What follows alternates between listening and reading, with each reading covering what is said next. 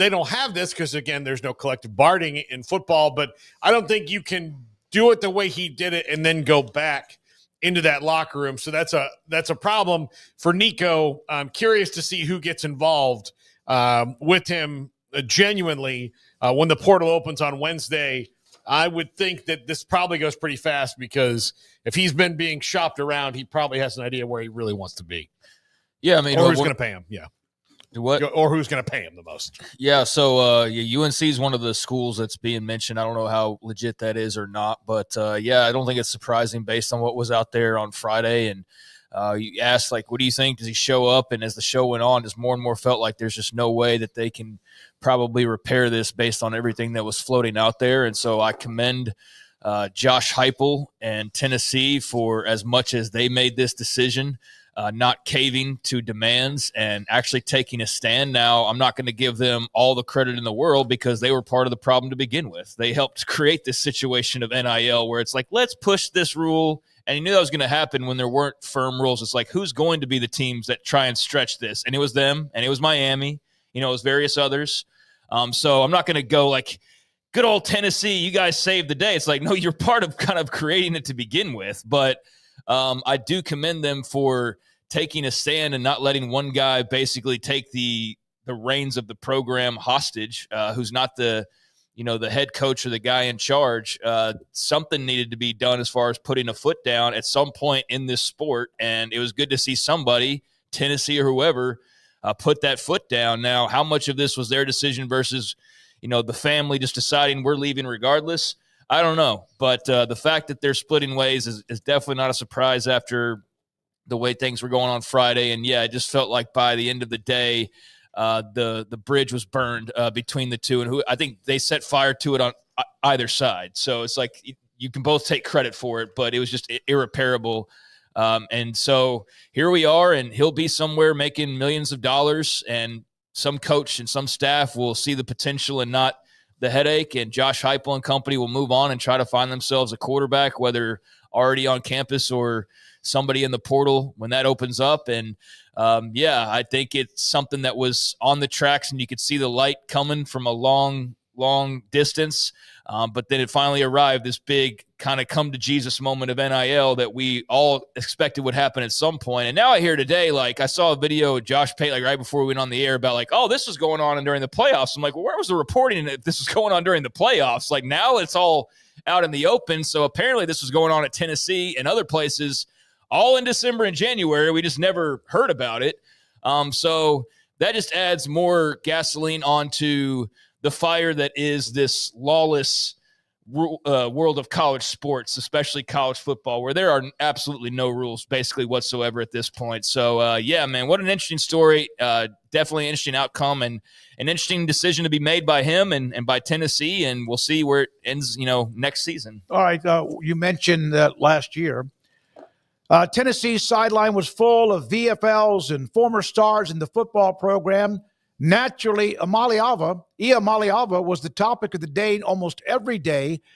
When it came to 6 players from the 2024 playoff team declined to comment on his exit. Al Wilson, a program legend whose image hangs on the back of Neyland Stadium scoreboard overlooking the Tennessee River, captain the defense. His comment was, I was as shocked as everybody else. The story was, yes, he was actually, it appears based on reports, they were even discussing renegotiating and maybe not playing in the college football playoff, which Tennessee was beaten badly by Ohio State.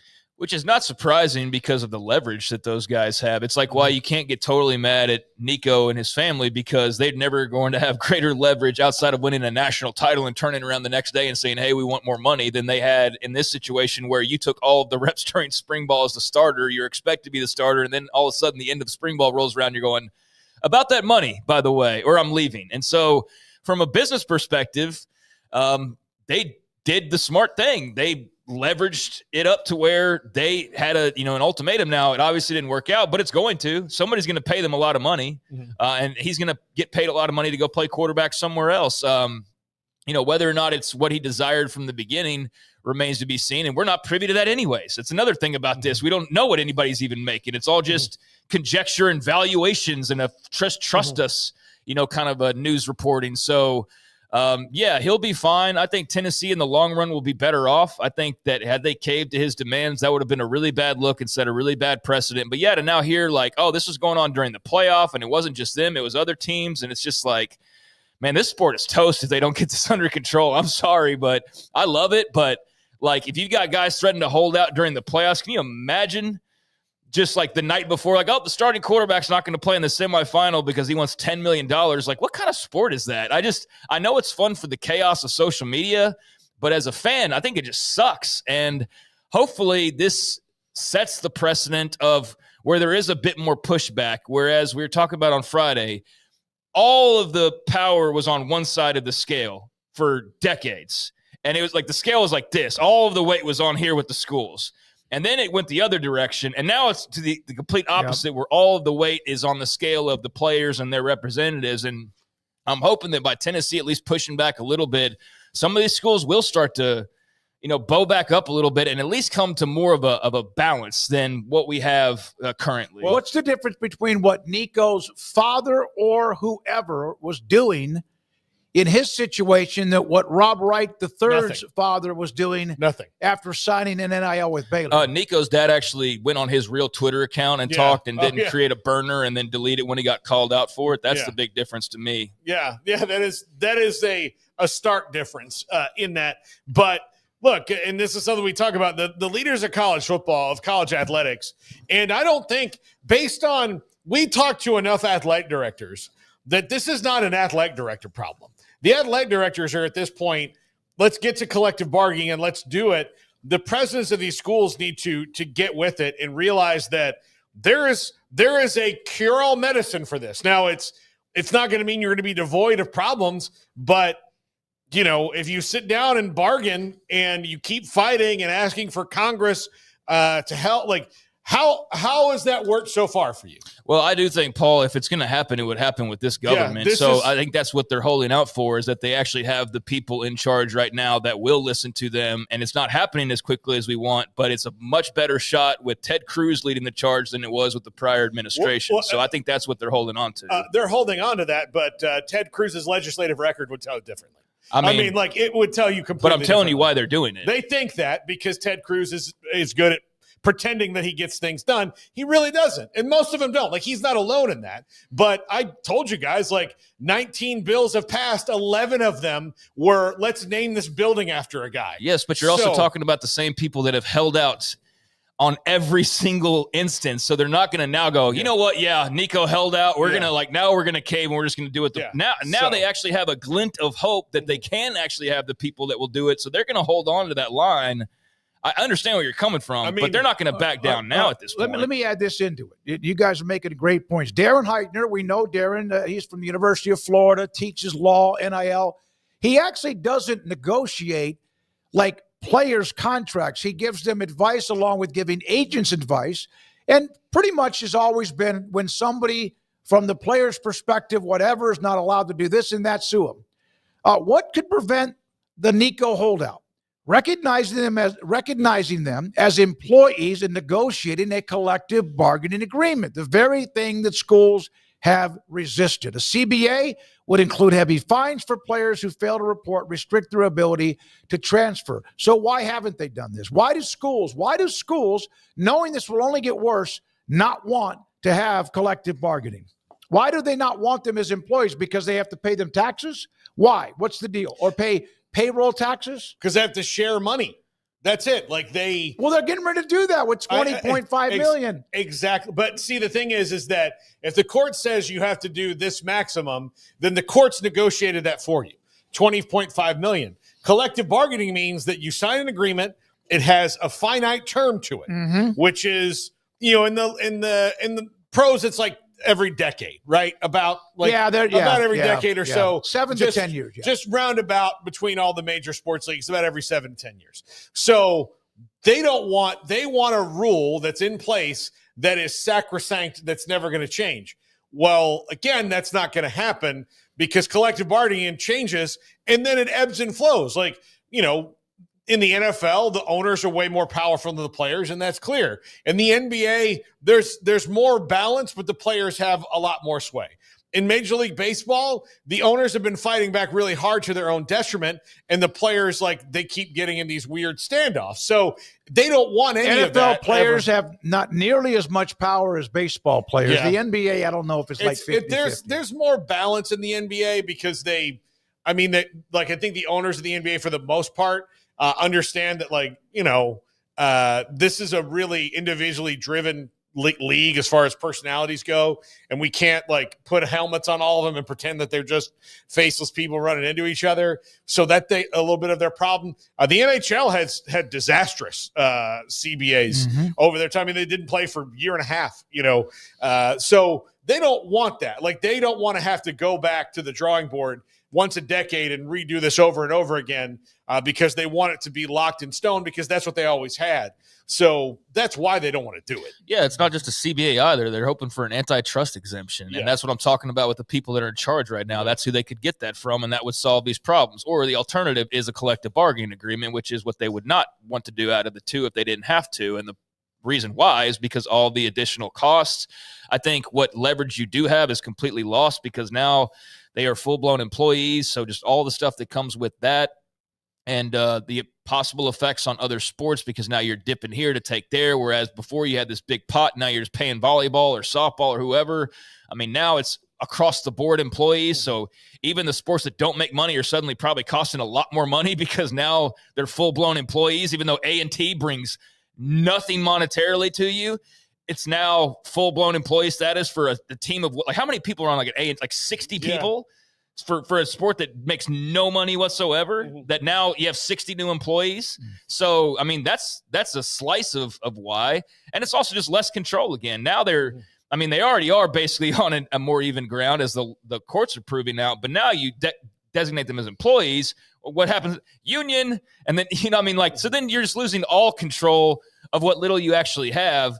And so that's why. So, yeah, they need an antitrust exemption, of which they're going to cross their fingers and hope that they can get that at some point.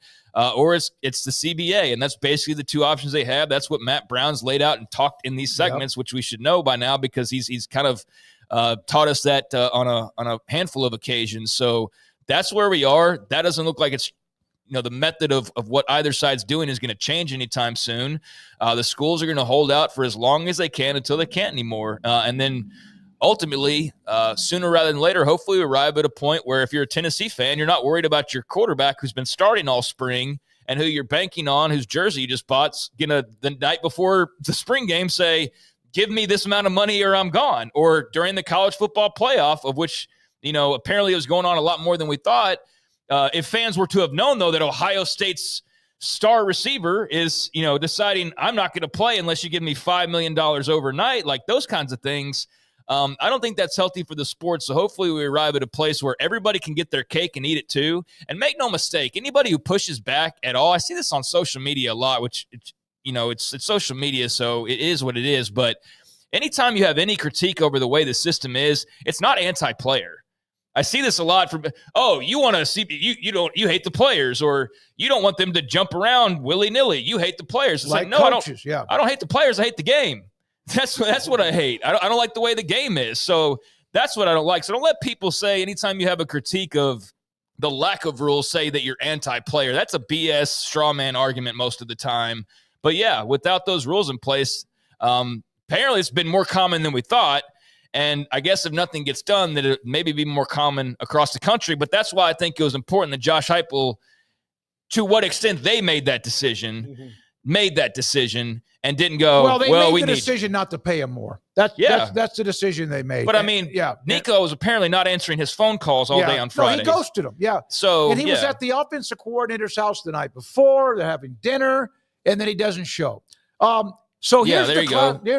Nico on Friday night notified his on Friday night, the day after they had met as a team and some players at the house of the offensive coordinator, that he had completed his paperwork. This is the next day after he had met with other teammates at his house and then did not show up for practice.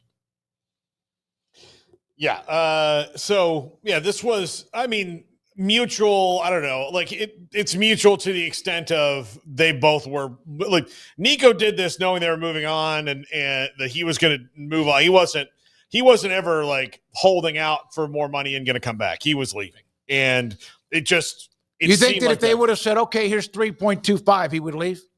I think very clearly money talks. So, I think he would have listened to that. When it became impossible to move on together, Craig, is when on Friday they realized that he had lost the locker room the day after he didn't show up for practice. Yeah, and that was the talk on Friday, and I think we discussed, I think players will be understanding, especially if there were players on this very team, although they might be the ones now going to the NFL who were also threatening to hold out during the playoffs last winter. I think those guys would be understanding of the situation and go, yeah, boo-boo, get your money because you're never going to have more power than you do right now. So I think a segment of those guys, but then I don't think walk-ons relate. I don't think, the guys who aren't making $1 million before they've even played a snap relate to that. I think the guys who are like really, believers in the team and going and winning a championship, which is all getting lost, like the idea of team, it's all about how much money can this individual make? And I get it. Like, he's got to do what's best for him. But I do think there is a hit to just this idea that we just throw away the idea of the way it hurts the team or the way the team might respond to that. So, I think he probably lost a lot of those guys who are in it for just the actual team building and being a part of a team and not like, how much money can we make? Well, and some of the guys are in it for both, right? They want to go. They want to go to a place where they can make good money and they win and they get better. Yes. And so my question, and I asked Garrett and Pierre this earlier, I'm very curious in your opinion, is if you're Nico and you are draft eligible this year, he will be draft eligible in 2026. Is leaving the SEC and Tennessee in a team that's pretty loaded for bear. That was a defending playoff team, like they're in the playoff last year, and going into the portal where you eliminate 15 teams right off the bat right now. Mm-hmm. You can't go to any of those SEC teams, which also all the contenders already have a quarterback. No, that's right. Do they? Most of them do. Most of them, maybe we some don't know of them. Really, there might be a few that are a little bit they're not sure because of spring. Okay, he can't go to Florida, right? Mm-mm. He can't do that. So he can't. He wasn't going to go. He's not going to LSU. He's not going anywhere. Yeah, exactly. Doesn't matter. He's not going anywhere there. It doesn't matter. But even if it was available, there's some schools that are like, well, no, we're good. We're already paying a guy $2 million. Right? And so he's going to go to maybe UNC, whose roster isn't even close to there yet, not even close to contending in the ACC with the talent that they have on the roster, even though playing for Bill Belichick, you can learn a lot. Mm-hmm. Is that going to be good? So he is, potentially going to go make $4 million this year, but is he sacrificing his best opportunity to make $400 million in the future? Well, he's a quarterback at Tennessee in the Josh Heupel system. Name me the quarterbacks he's had that have gone on to the NFL and been successful. Well, he's only been there a short time, but he got Hendon Hooker into the league with a torn ACL, and Joe Milton was the talk of the offseason. So what about the wide receivers at Tennessee? That's fair, but who's Bill Belichick gotten into the NFL? He's only the places that he would have to go to do that would be Ohio State or somewhere like that. Well, but is there a possible knock against a quarterback in a Josh Heupel system the way there was when you were a quarterback and receiver at Baylor 10, 12, 15 years ago? Maybe, but I don't think he's been there long enough for you to say that. Well, he's been elsewhere. But as far as he was at UCF and other places too, as an offensive coordinator and all that. But I don't think that's fair to cast Josh Heupel in that light, considering that he got Hendon Hooker into the league in the second round with a torn ACL, who was a transfer cast-off at Virginia Tech. Nobody thought anything of him. Joe Milton had kind of hit the wall a bunch of places, and he got him into the league. So sometimes it's about Josh Heupel's job is to get them there. It's their job once they're there. No, it's Josh Heupel's job to win football games. And Josh Heupel's only obligation is to win enough football games and do that. But once they're there, it's not Josh Heupel's fault anymore. He's still playing in the best league against the best competition. Yeah. He's doing whatever he's doing. And he's a former guy who made millions based off his high school tape. So if it's all about Josh Heupel getting to the league, then that's already a botched premise to begin with, and he doesn't seem like a guy that's lacking in confidence. So if this were about the NFL and Josh Heupel's whatever supposed lack of putting proof to putting in the NFL, then maybe we would have heard that in the last 72 hours and not that this was all about money. It's never been said this is about his NFL capability as a head coach. That sounds like something that somebody would want to dig up to just try and not make it about what it's really clearly all about. All right, let me ask you this. I heard all last week when this started to flare up about his stats and what he did. He was actually a freshman. He was a sophomore, but he was truly a freshman. Wasn't that his first year in college? And are people tearing down some of his numbers? 2,600 yards, 19 touchdowns, 5 interceptions. I saw a lot of references to where a lot of that came as far as who they were playing at that particular time. Let me ask you this, Garrett, the 2023 class, the quarterbacks. This is the class of 2023, the quarterbacks. Arch Manning was rated as the number 1 quarterback in a class that was loaded. Nobody else but him. And he took his time, waited his time. Now he's got his time. Everybody else has moved on to at least one, if not more than 1 or 2 schools. Yeah, and one of those guys on that list is Jaden Rashada, who we still don't know where he's going to go. He got into the portal. It's another NIL poster child. Yes. Yeah, Yep. absolutely. So, yeah, they've all transferred. They've all gone somewhere. Malachi Nelson's on his 3rd school. Mm-hmm. I feel like Dante Moore is the second guy on that list. I find it interesting because I think Dan Lanning clearly feels good about him because he's the one who ratted out Nico and his dad to Josh Heupel. But what has Dan Lanning done but bring in transfer quarterbacks at Oregon? Yeah, but I mean, I don't think he liked the way. I don't think he liked the way they did it. I don't like. Yeah, I mean. Well, I don't think this is anti-transfer quarterback in any way, though. Yeah. So I don't think that point really matters. He tipped off of a coach who, for the good of the sport, he's got a guy who's sitting there going, "Hey, psst, psst, how much money y'all got? We're thinking of bolting on Tennessee." And you say ratted. I think that term sucks to use because it's such a negative when he did the right thing, I think, in saying, "Hey, Josh, buddy, pal, like this isn't good for anybody because guess what? This will probably happen to me." You think it's not going to happen to you at some point? So you got to do what you can do to. All right. If that's the case, will somebody sign Nico? Yes, of course. Then isn't that so just because one person does it? I mean, I don't know. I'm not trying to like give a specific. Not trying to knock anything either one of you are saying, but it's a college football which is filled with people who are dirty, filthy, hypocritical.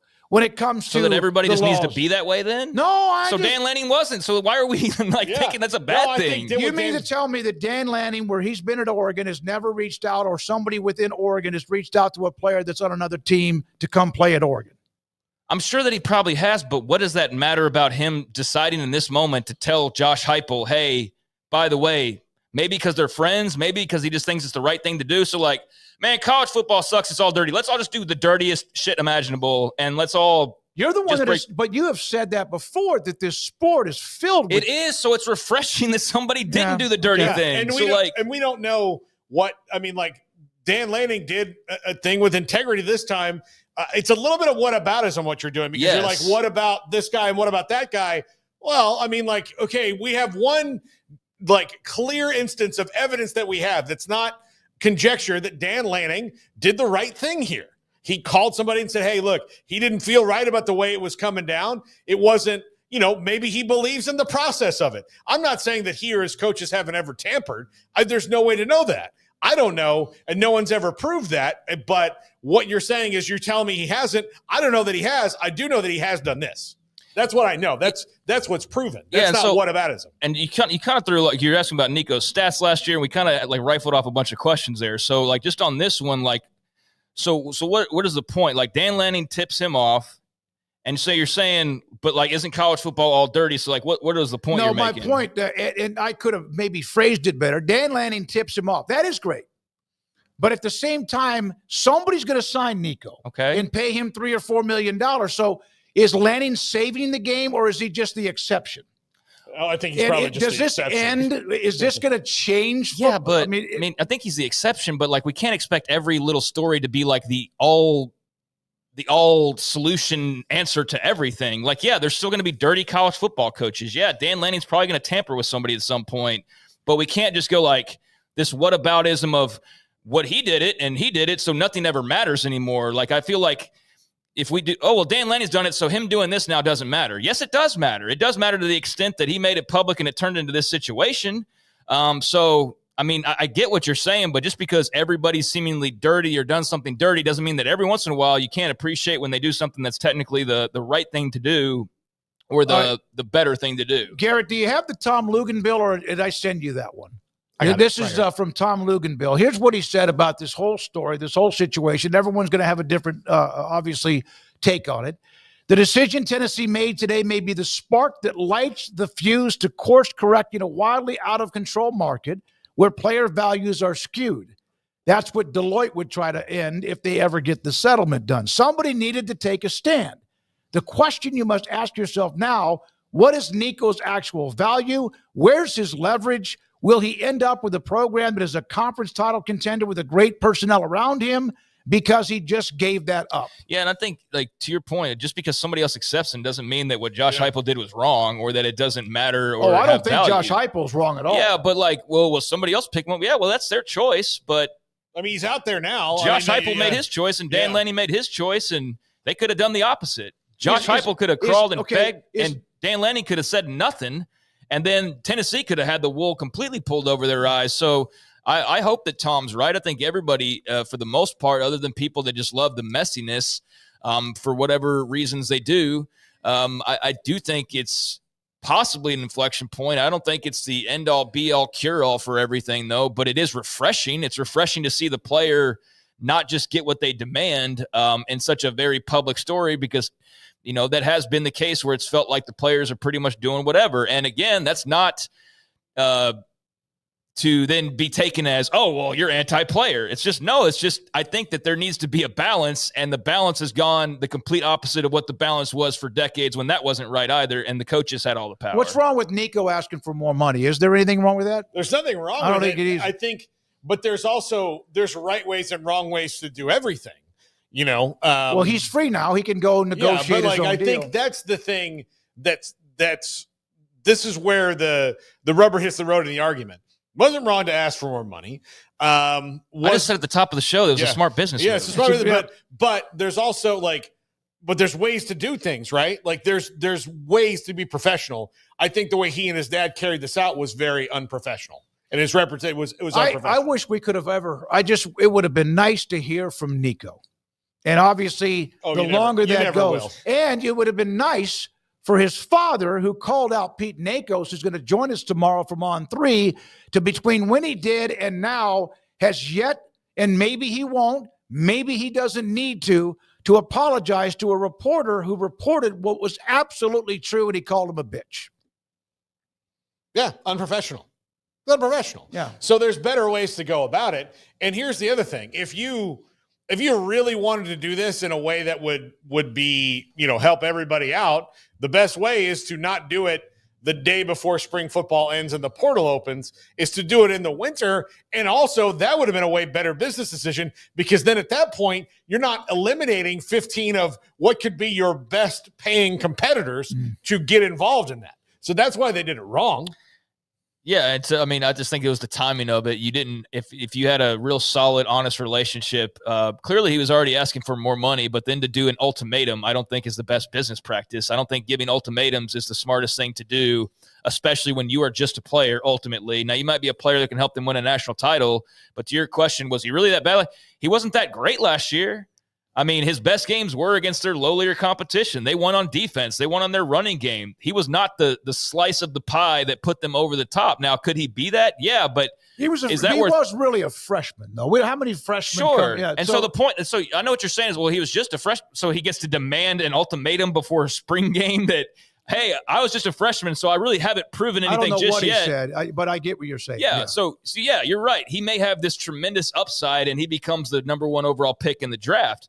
But how about you put the ultimatum when you're that guy who looks like you're going to be the number one pick in the draft, and you are the reason why Tennessee's winning these games, and not a slice of why Tennessee is winning those games. I think that's the issue I have with the way that was kind of phrased is, yeah, if you were that player that you're touting or that people think you can be, then I totally get that. But you're not that guy yet, guy. You're not that guy yet. So it's kind of weird timing for you to then act like you're that guy, the star quarterback with the holdout, when it's debatable on how much of a star you actually are at this point and not just off of your potential.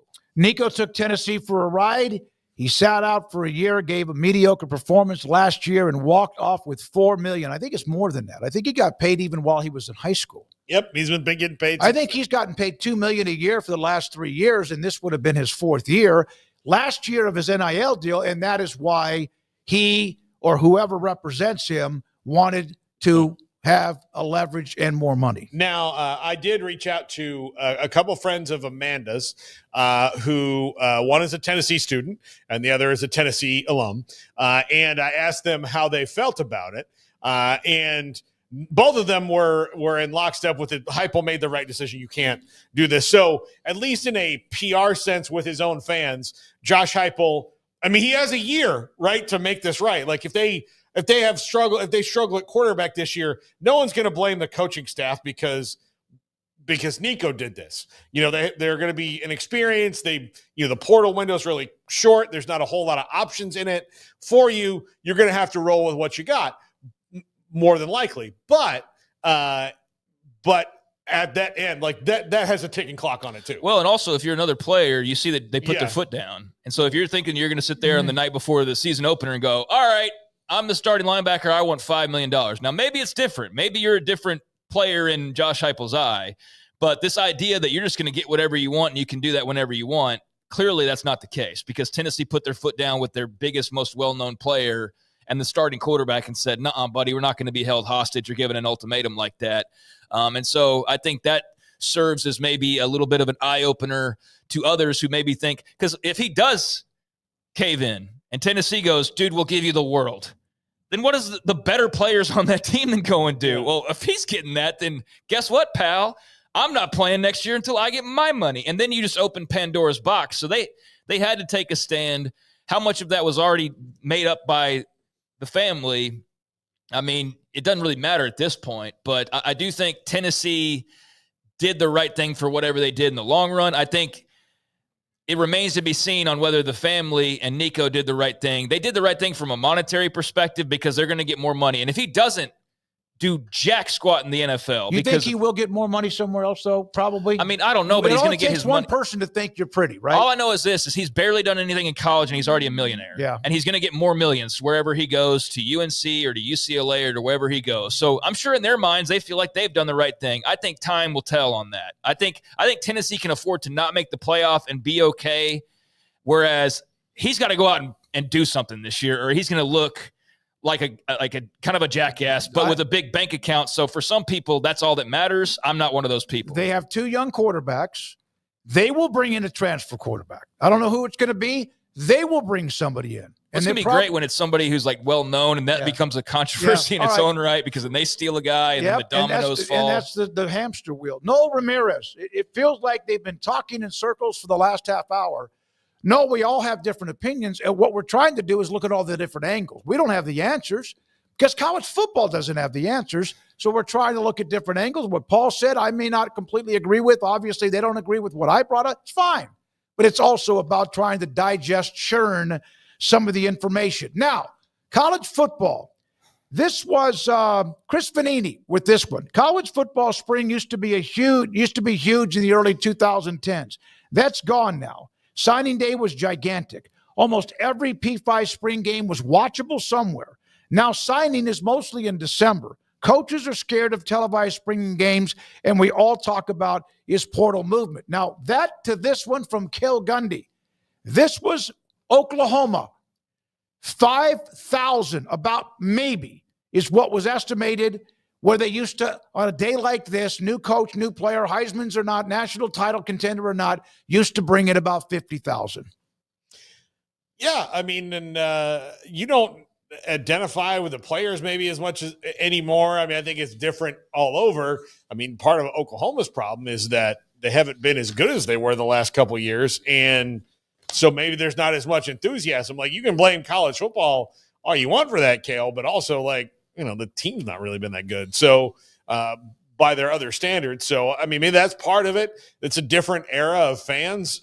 Spring games are also now, like, I don't think people enjoy them as much. I think the big thing is it's not a spring game. It was basically a combine is what it was. Exactly. It was a drill session in front of fans, and I don't think they really tried to make it. This is the same team that less than 5 years ago had 75,000 plus people at this game. That's kind of what he was trying to say. I think it's part of the marketing of it. I think it's also part of why show up and watch a bunch of guys that you get excited about that are in the portal and a few days later. I mean, yeah, the portal and transfers and just the overall messiness of it all, I think has definitely taken a hit out of the spring game and the importance of it, because you could have a guy who you get really excited about who's gone as soon as the door opens. So, yeah, I think it's part marketing. I think it's just part trying to, in some cases, like you said, hide away things. And it's part, part secrecy. Although it's not totally secret, obviously. I mean, anybody from any school could have walked in there. But yeah, I just think we're talking about this on Friday. It just doesn't feel important. I went out to my first spring practice last week, and it felt good to be out there, but it didn't feel all that important like it would have in years past. And not important from the standpoint of it's like the end all be all either, but you at least felt like you were like, so in years past, I could go and I'm watching the team that I think I'm going to be watching in August. And now I go and I watch the team like, I wonder who's going to transfer from here, especially when 2 days earlier, there's a vague report from Sikkim 365 about their starters getting tampered with, and some of them might not be on the team. It's like, so I'm going to go out there now today and go watch these guys. And this guy who I think might be a badass is one of the guys you're talking about is going to go transfer to like Texas State or something like that. I mean, so how is that? Why invest? I think if you're going to spring games, you're pretty invested in the product, right? For the most part. And I think that investment in spring ball is a lot less than it was. And you're seeing that with the way the schools promote or don't promote them anymore, and the way they're not trying to pack the house at Nebraska the way that they used to and make it a big deal. All right, two things. One, Shahan Jararaja from CBS Sports, his take. He'll join us in just a second. And then SEC Michael Bratton. He covers the SEC also with his thoughts about what's going on and what has gone on and where we are with Tennessee and their quarterback situation, the decision to make the move. We're moving on. I guarantee you there would be a relief without drama, no matter if they have somebody there good enough to be able to play at a level that they felt like Nico was going to be able to play. And wherever he ends up, good luck to him. I wonder, it's such a hot topic, who will be the first one? Because there's going to be crystal balls and all of that. And a lot of times those guys do a great job and know a lot of information. Who will be the team? And is there any kind of blowback if you sign him? I'm not saying there should be. That's just a question to think about. There's a lot to get to, and we will. A ton of college basketball transfer portal news. Yes, we'll look back at the Masters as well. What a day it was. And a lot of you that have my number texting throughout the weekend as an unbelievable final round finished with Rory Mcilroy winning the green jacket. This is 365 Sports. PettyClinicLowT.com. Dr. Kent Petty can help you become the high-performance man that you want to be, need to be, and here's the key, used to be. As you get close to about 40, that's about the time when your testosterone level for men starts to drop. Maybe not you. Maybe it is you. Symptomatic issues of you're lethargic, your energy's not the same, you just don't feel right. And you really kind of take care of yourself. It's not just because you had a bunch of burgers over the weekend, or not that, or maybe even had some drinks. It's because something is missing within your system that you don't feel the same. You're not invigorated. You're not locked in. It could be your testosterone. Yes, there's a lot of attention that goes to ED, lack of sex drive, and all of that. But it could be flat out, you are just not feeling right. And maybe it's not your testosterone, but why not get it checked? Dr. Petty can help you do that. Contact them, PettyClinicLowT.com. They will set you up to get your appointment, get the blood work, get the results, contact you. And if your testosterone level is too low, they can put you in a program to increase it so you can become the high-performance man that you want to be, need to be, and used to be. PettyClinicLowT.com. I'll never get used to this. I'll never get used to this. This is how I wanna live. I'll never get used to this. I'll never get used to this.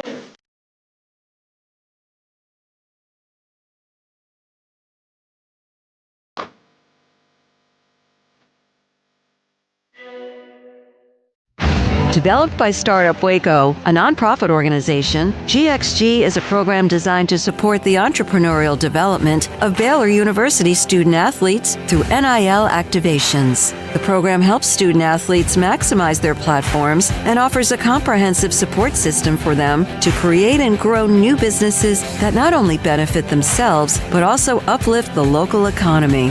Fans who wish to support student athletes can donate to GXG via the GXG NIL Fund, BaylorBears.com/GXG. Contributions to support NIL activations through GXG can be made at BaylorBears.com/GXG. For more information, follow at GXG_GreenXGold on social media and visit the official website www.gxg.startupwaco.com. GXG, empowering student athlete entrepreneurship and uplifting the local economy through NIL activations.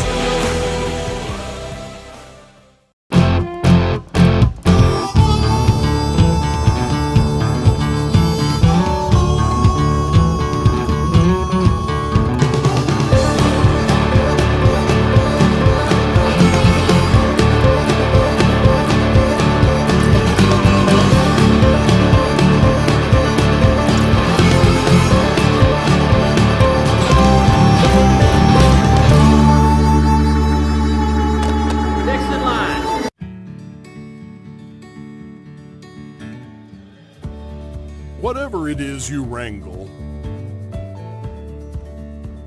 whatever seeds you sow,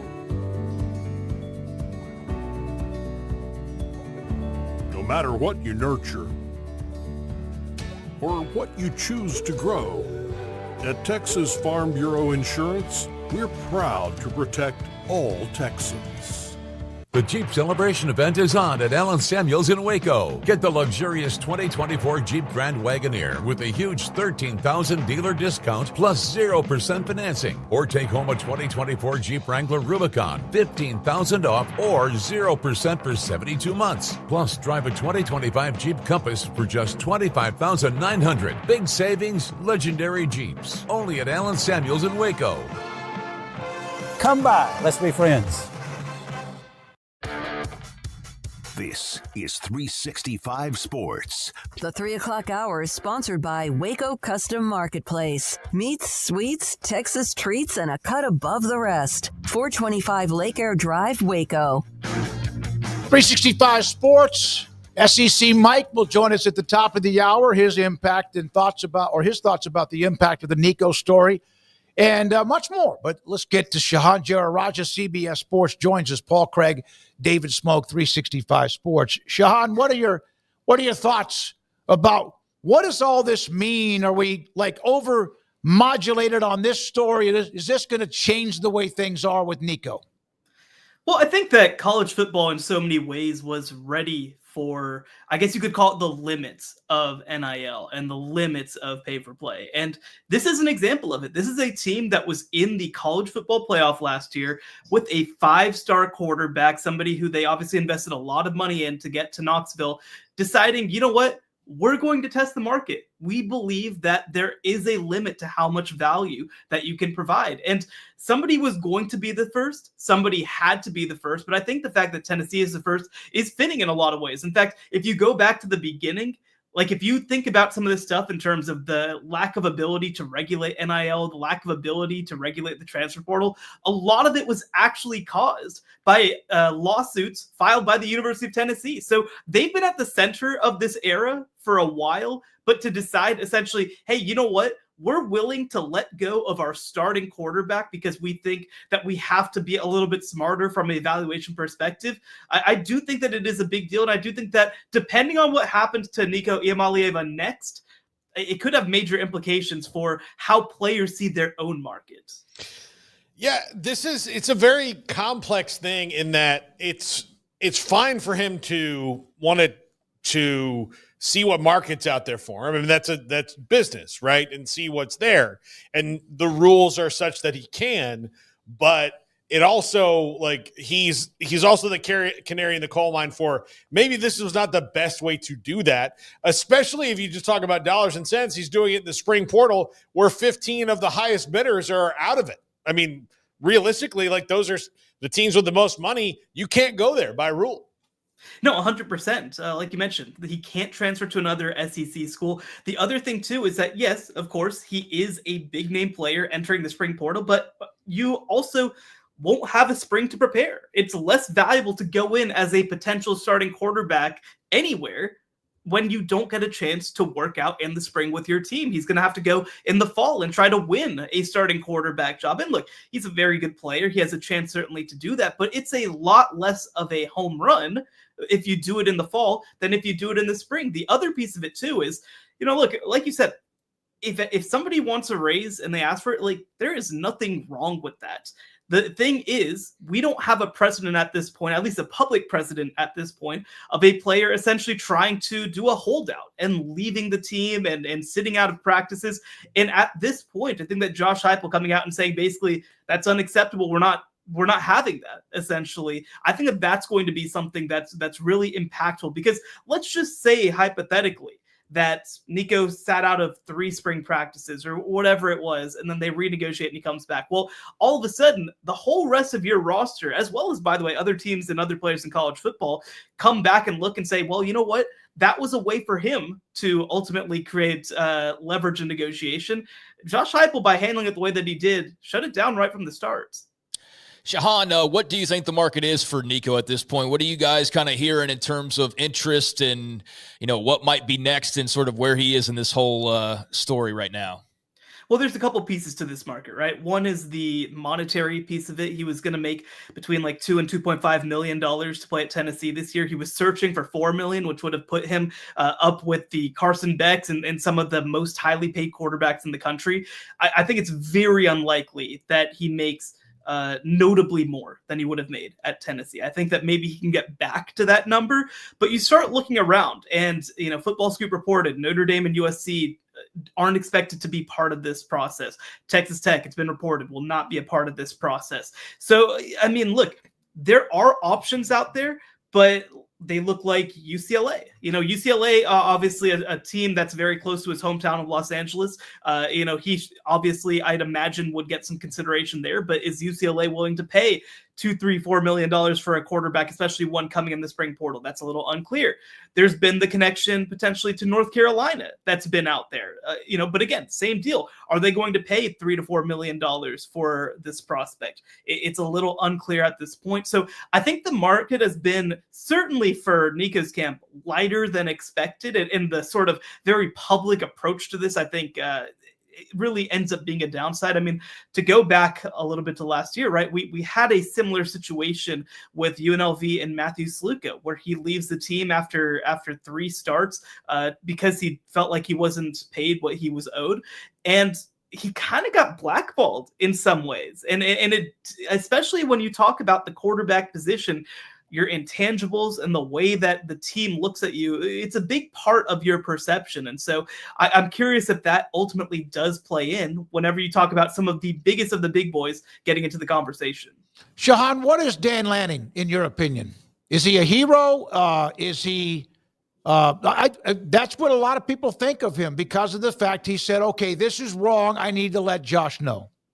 Yeah, I mean, I think that certainly if you're a coach, right, if you're Josh Heupel, like, you love the fact that kind of you aren't willing to go under the table. And I think that when you look at this entire market, frankly, like, we could use more transparency. We could use more, I guess you could call them whistleblowers. We could use more people just involving themselves in this process to create transparency, to create a little bit of a fair market. Now, at the same time, like, I think that some of this as well is that this is coaches trying to take back some of that power, especially from quarterbacks who have so much leverage during this process. So, I certainly wouldn't go as far as to say, hey, you know what, he's a hero for this, that he's, just a good guy or whatever. But because there are ways that he benefits as well as a college football coach. If people are, I guess, whistleblowing and kind of trying to regulate this market a little bit. But I do think that ultimately he is somebody who, through this process, and again, look, it's just reported at this point, we don't know for certain, but he is somebody through this process who seems to be trying to push for just a little bit more transparency. And I think that ultimately for this entire system to work, we need a little bit more of that. What is Tennessee's optimum strategy going forward to replace him, given that this spring portal window is not where you normally would see the glut of quarterbacks that you would maybe in the winter.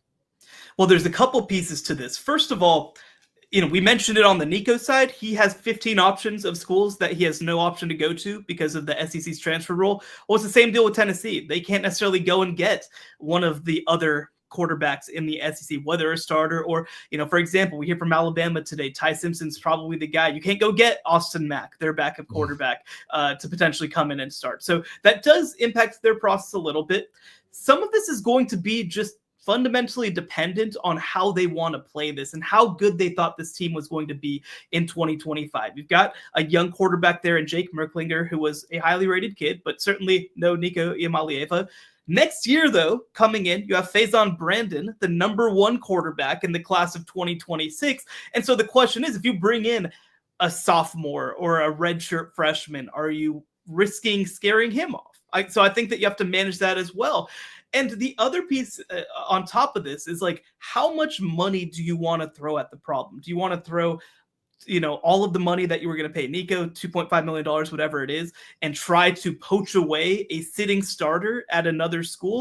Or do you kind of say, you know what, we're going to ride with our young quarterback who we have some confidence in and really try to bolster the roster with some of what's left instead? So there's a lot of different ways that they can approach it. I mean, I think an obvious one would be, obviously Josh Heupel's former offensive coordinator is Alex Golesh, who's at South Florida now. Mm-hmm. Well, South Florida has a really good quarterback in Byron Brown, who might make a lot of sense and also probably wouldn't break the bank for you necessarily to go and get. So a lot of different ways to approach this.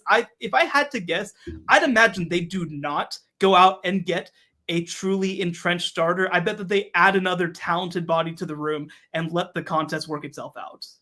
Shahan, what has been your interest level in spring ball this year? We showed a clip of Oklahoma, the Crimson Combine. It wasn't a regular spring game. It was just a combine. It was basically glorified drills, and they had 5,000 people, whereas less than 5 years ago, there was like 50,000 people there. And Ohio State's done this. I mean, basically everybody has. Just where are you with spring ball and how much it matters and how much you actually digest stuff from it at this point? Well, I think that former Oklahoma wide receivers coach Cale Gundy had a good tweet about this, and he just tweeted out a picture of the crowd from the combine and said 50,000 to 5,000. That's where we're at, and that's where we're at, right?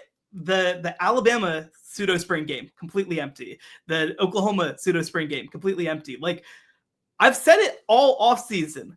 There are so few things left, especially from an offseason perspective, that are really valuable and interesting for fans, and we're starting to cut more of them. And I think that the early returns are in. Nobody cares about watching, a guy that you want to watch play football go through some drills or go do a combine event. Like nobody wants to watch that. You want to be a part of the action. You want to get to see your guys, throwing passes and catching balls and playing defense. And again, it's just one of those opportunities, especially as a fan, where you get to be a part of the team and a part of the action for very little money or no money in many cases. So I think it's been a total disaster. I thought it would be a total disaster. And I really hope that this is a wake-up call to programs like Alabama and Oklahoma, some of the greatest programs in the history of the sport, that, you know what, if you keep giving fans worse and worse, they're going to give you less and less. Yeah, do you really think if the settlement passes that we'll be able to at least wrap our arms around something or stuff it in a big thing that Santa brings down the fireplace and lays in front of our tree and we know what all of it means? Or is that ever going to happen? It's a good question. And so what I'll say is that the House settlement, whenever it comes down, I think will have some clarity. And I do think that there are rules that will be followed for at least the short timeline. When I talk to people around the sport, many of them are planning, for example, for this rev share cap.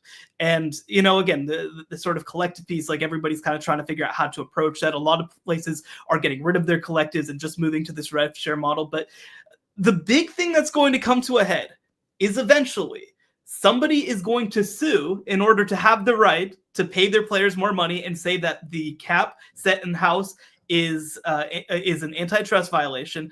And that's when we're really going to figure out, does the NCAA have legs to stand on after the settlement or does it not? Now, look, I think nobody wants to be the first one. Nobody wants to be the person who has to do it because, like, again, I do think that the House settlement will be a major legal precedent that the NCAA has not had on its side before, but we won't really know until then. So I think we'll start to get a little bit more of a sense of normalcy, and I imagine that the NCAA will try to pass some minor rules along the way, but there's a reason that you look, and almost every single week it feels like the commissioners are up in Washington. They understand that until this is federal law, the way that this is going to work, you can't ever feel fully confident in it. Shahan Jararaja with the CBS Sports. Paul? Yeah, and that's they're not barking up the most efficient tree in that regard as well. Shahan, do you are there any stories outside of Nico and this chaos that have caught your eye this spring as a keen observer and paid observer of college football? Yeah, I mean, a lot, right? Like, I think that, you know, you kind of go team by team, you kind of go conference by conference. I mean, I think it's going to be a really interesting year for quarterbacks in college football because, you know, there aren't necessarily a ton of superstar first round pick types, but there's a lot of guys with a lot of upside. Obviously, the headliner is going to be Arch Manning at Texas, really stepping up and being the guy. But I mean, again, I think that you look at, for example, the list of quarterbacks in the Big 12 right now, there are 13 or 14 who have a chance to be pretty darn special. I think that also sticking in the Big 12, like what's happening at Texas Tech right now is crazy. Right. Of course, you know, David Baylor is the latest to join their transfer class. It pushes them to the #1 transfer class in all of college football. Obviously, they understand, you know what, especially pre-house, this is a last moment that we can really try to flex some money and try to win big. But they have invested more into this season than almost anybody has invested into a single season over the past few years in college football. Probably the only one close would be Ohio State this past season, you know, investing more than $20 million into their roster. So they're going to be a fascinating story to watch. I think that also, you know, you look at some of these quarterback battles across college football. Notre Dame, CJ Carr versus Steve Angeli. Alabama, Ty Simpson versus Austin Mack. Of course, the consortium of guys at Ohio State who are battling it out for the job. I think that also the way that Michigan integrates Bryce Underwood is going to be really interesting. They brought in a transfer in Mikey Keene to try to ease things along. But again, there are so many known names who left after not just last year, but the year before that. This is, I think, kind of the moment where we start to get some of that star power back, especially at the quarterback position. Shahan, thank you, buddy. Appreciate you jumping on with us. Enjoy your work. You can look at him up on Twitter, CBS Sports as well. Shahan Jararaja joins us and is a part of 365 Sports. Garrett, can we go straight to, all right, Mike Bratton, SEC Mike joins us. Again, got a great tip from our good friend in Birmingham, Alabama, to have you join our show with what you do to cover the SEC, also with the Tennessee story going on as well. So what has it been like, Michael, the last 3 or 4 days? What has been the reaction from your perspective? Is there something going on what exactly are you referencing? There are no spring games, or at least it appears as if there are. No kidding. But yeah, it's been unbelievable. Yeah. And it just wouldn't it happen to be the most Tennessee thing ever that their star player quarterback is the first ever holdout, at least public holdout that we know of in college football. But I went to the spring game and it was, I mean, no one cared about the game, even in the stands. People were just talking about Nico. There was a very surreal buzz in the air. I wanted to go just because I knew it wasn't going to be televised. And then all of a sudden, when this dropped, you kind of want to see what the other quarterbacks look like. But I mean, it's been nothing short of a disaster, I think, for all parties involved. And I know Josh Heupel, I think he comes out looking pretty good. I don't think his approval rating has ever been higher than it is right now within the fan base on Rocky Top. But how long is that going to last if they go 6-6, 7-5? The fan base has tricked themselves into thinking they're better off without Nico. And I mean, I can't wrap my head around that logic. What do they do? I just asked Sean this. So what do they do? I mean, and he's got PR on his side right now. The court of public opinion is with him. If they go 8-4 this year because they're rolling with some young guys, people will be all right. I mean, Nico screwed us. But again, that lasts a year.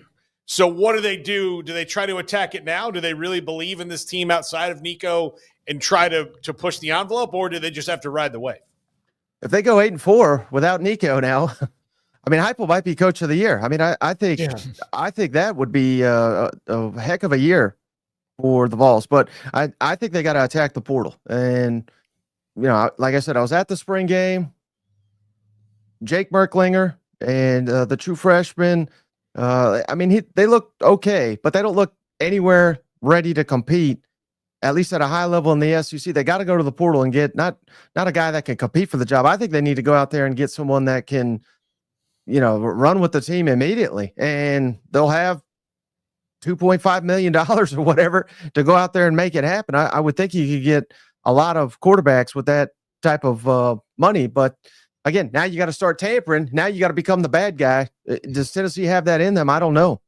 Yeah, that's the thing, right, Mike? Because now they got to turn around and maybe go pluck somebody from somebody else. All of a sudden, like, wait a second, there's this domino effect. But what's kind of the reaction been like in your neck of the woods? Obviously, you're in the heart there of just from Tennessee fans in particular. It seems almost overwhelmingly pro-school here in this instance, which is amazing because people fight over everything. But this does seem like it's kind of a one-sided argument with a lot of people. Has that been your experience as well?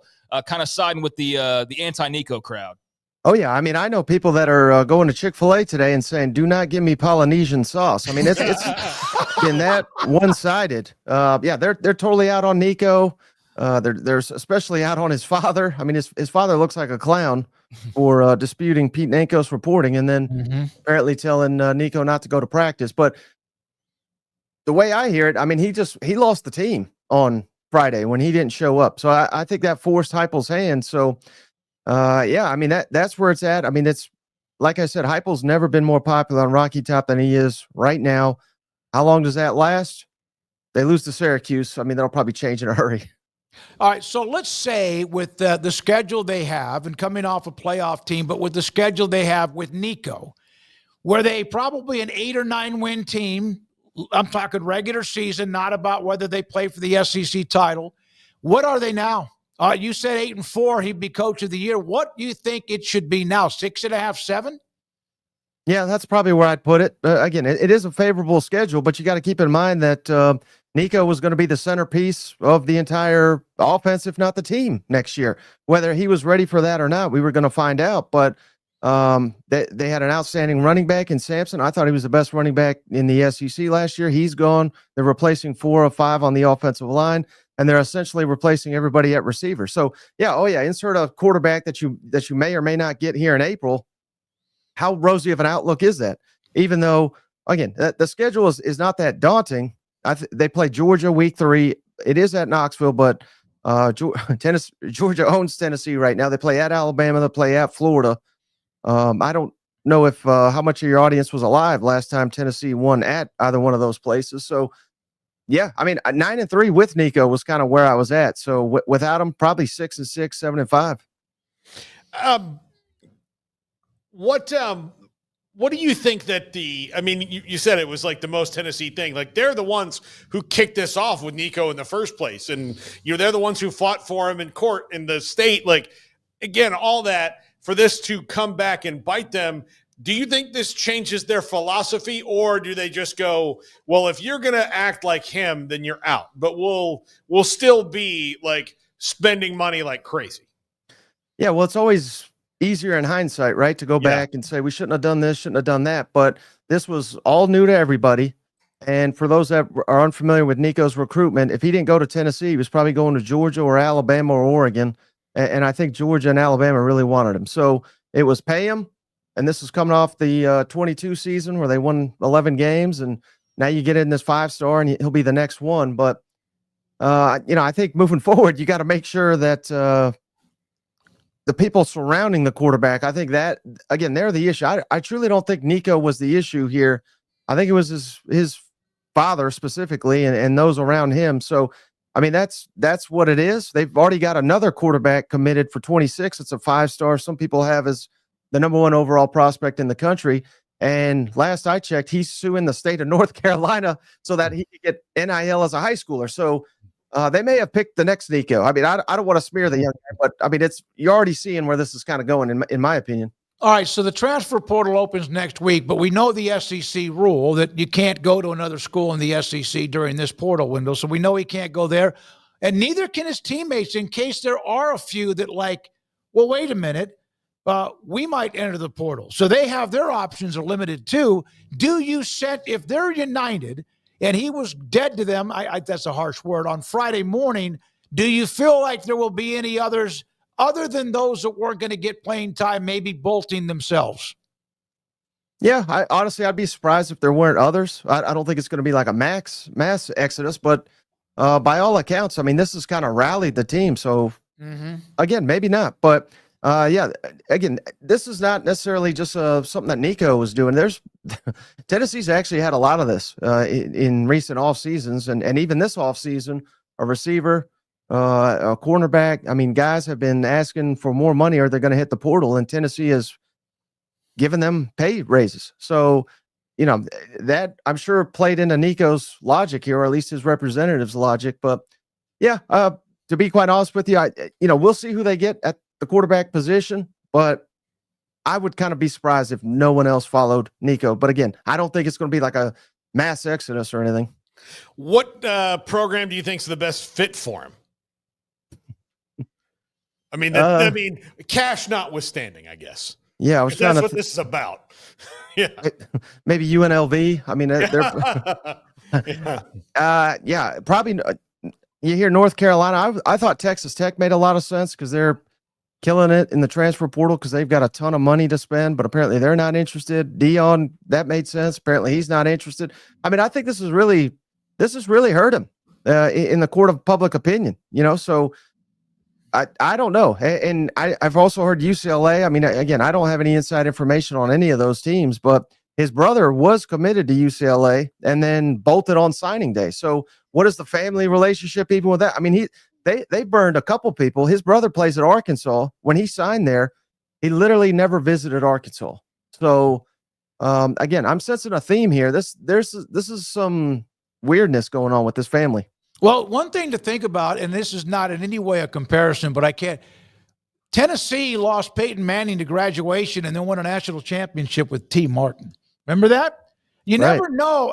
I'm not trying to say that there's even a T. Martin on their roster or the transfer that comes in, but you just never know sometimes what it can do to galvanize a team, as you mentioned. And they were talented. It wasn't just because of him. They're talented, right, Micah, what they have coming back? Yeah, the defense should be really good. Josh Heupel is very underrated when it comes to a potent rushing attack. I think they'll still be, even though they're replacing a ton of guys on the offensive line. They went in the transfer portal. They signed a 5-star at offensive tackle. They've got another 5-star at the other offensive tackle spot coming back. So I think they'll be effective on the ground. Again, basically totally unproven at receiver, but the receivers they do have are very, very highly touted. Most of them are pretty young. So there's something to build around there. And again, would a playoff, playoffs is, I didn't see any world they were going to make the playoff with Nico. So without him, I don't think they have a shot. And that's, quite frankly, that's the standard at Tennessee. All right. The follow-up question is it's a beautiful backdrop, by the way, that you have with all that stuff and helmets, et cetera, banners. What are other fans or those in the media who that cover the SEC, what are they saying, and what have they been saying the last round? Are they laughing at this because they see Tennessee up in smoke right now? Oh, of course. I mean, and Tennessee fans would be laughing if it was Florida or Alabama, Auburn, on and on and on. So, yeah, Tennessee always finds a fantastic way to become a joke of the SEC at certain times. Shout out Danny White, their AD, since he's come aboard. He's really steered it in the other direction, and they've become, one of the pillars of the conference here. But, yeah, this is a black eye, no doubt. And, it's going to take some time to recover for this. I really do think. SEC Mike with us, the SEC podcast with Paul, Catalina, Craig Smoak, and I'm David Smoak. Man, we appreciate it. You got one, Craig? No, I just want to say, Mike, I really enjoy your work, man. I think you do an excellent job. You got your own lane that you drive in, man. Yep. Big orange Vols, it's hilarious, and you guys do a bang-up job. So looking forward to hearing more of your thoughts on your pod about all this, and appreciate your time today, man. Absolutely. Thanks for having me. Thank you, Michael. Appreciate it. Good stuff. SEC Mike, the SEC podcast. Michael Bratton with us on 365 at Sports. SEC podcast. What? That SEC Oh, podcast. that SEC podcast. That's right. They changed the name of it, Ed. So good to have his perspective. That's what we try to do, and we'll get more. When I tried to get a couple of guys who we've had before covering Tennessee on Thursday or Friday, you could imagine their heads were like mush. There was a lot going on. I mean, a lot going on. And there's also that's why sometimes it's not good, though, because the story wasn't anywhere near complete. Yeah. So it's like Friday, what are they going to say? He wasn't at practice, and we'll see what happens tomorrow at the spring game. I mean, that's all we had to go on. So I don't think anybody outside of Josh Heupel really knew at that point, and maybe the close circle around him of what was actually happening Friday afternoon, even though you could kind of guess where it was going to end up by the next morning. But, that would have been just all in the dark guessing. But it is nice to have some folks and somebody new like Mike who are close to the situation to now react to it now that we know what's actually happened, and it's not so much of a guessing game. So that was crazy on Friday, but it's far more interesting to see the outcome now and kind of see the reaction to it. And I think the reaction is, as much on board as college football fans have been about any one subject, maybe in the last 10 years or something. We all fight over the playoff. We fight over the transfer portal. We fight over, you don't care about the athletes, or you don't care about the coaches, or you don't care about this, or you don't like this, or whatever, conferences and all sorts of stuff. And this is the one thing that I've seen where it's like 97% is all on the same side. Mm-hmm. And there's 3% that are just like fans of Nico, or they're the people who are literally just trolls. Like they just go against the grain because I don't know the enjoyment. Like I've never been on that side of it, but there's just those folks who are just going to be contrarian just for the sake of it. And I think that's like probably 2% of the 3. And then, just people who don't like college football and feel like it always should have been broken down the way that it was, because it was always against the way that it should have been set up to begin with, and always against the players. So now the chickens are coming home to roost. And rather than hoping that it will heal itself, they're hoping it burns all the way down. Mm-hmm. And so I think there's like that 3% of people who have those motivations, and that's fine, like to each their own. But there is that 97% that is all like, good for Josh Heupel, good for Dan Lanning, good for college football. That's what we want. Like, we're not against players getting paid. We're not against moving around to an extent. It's just like when it starts to make the sport worse, that's when we all have a problem with it. And this is clearly a situation where it wasn't better for the sport to have a guy holding out on the eve of the spring game for more money. It was good to see somebody go, nope, we're putting the team first, not the player, for the first time in a while. And we're going to go a different direction. And it was very refreshing to see that. And I think it kind of injected a little bit of much needed belief back in college football fans of like, oh, this isn't just totally off the rails. Like there is actually people still in charge who have a say that are still going to fight for the spirit of what this is supposed to be about. Yeah. Would that not be refreshing, right? The spirit of what it's supposed to be about. A Tennessee fan that we got to know last week, General Ursus, fans around here in Knoxville are angry. This is Kiffin 2.0. Remember, he bolted. I saw somebody put a picture of Nico's head photoshopped on Kiffin, the shot of him in the hallway. Yeah, it was pretty. And he reacted to it. It was hilarious. Also, one of the other comments from, again, he's a Tennessee fan, General Ursus. This is a walk in the park compared to what we went through from 2008 to 2020. Tennessee will bounce back. This is just a bump in the road. Oh, yeah. Oh, yeah. Look, this is like a pimple compared to leprosy. Yeah, this is nothing in the long run, man. This is, look, it's a lot more easily fixable.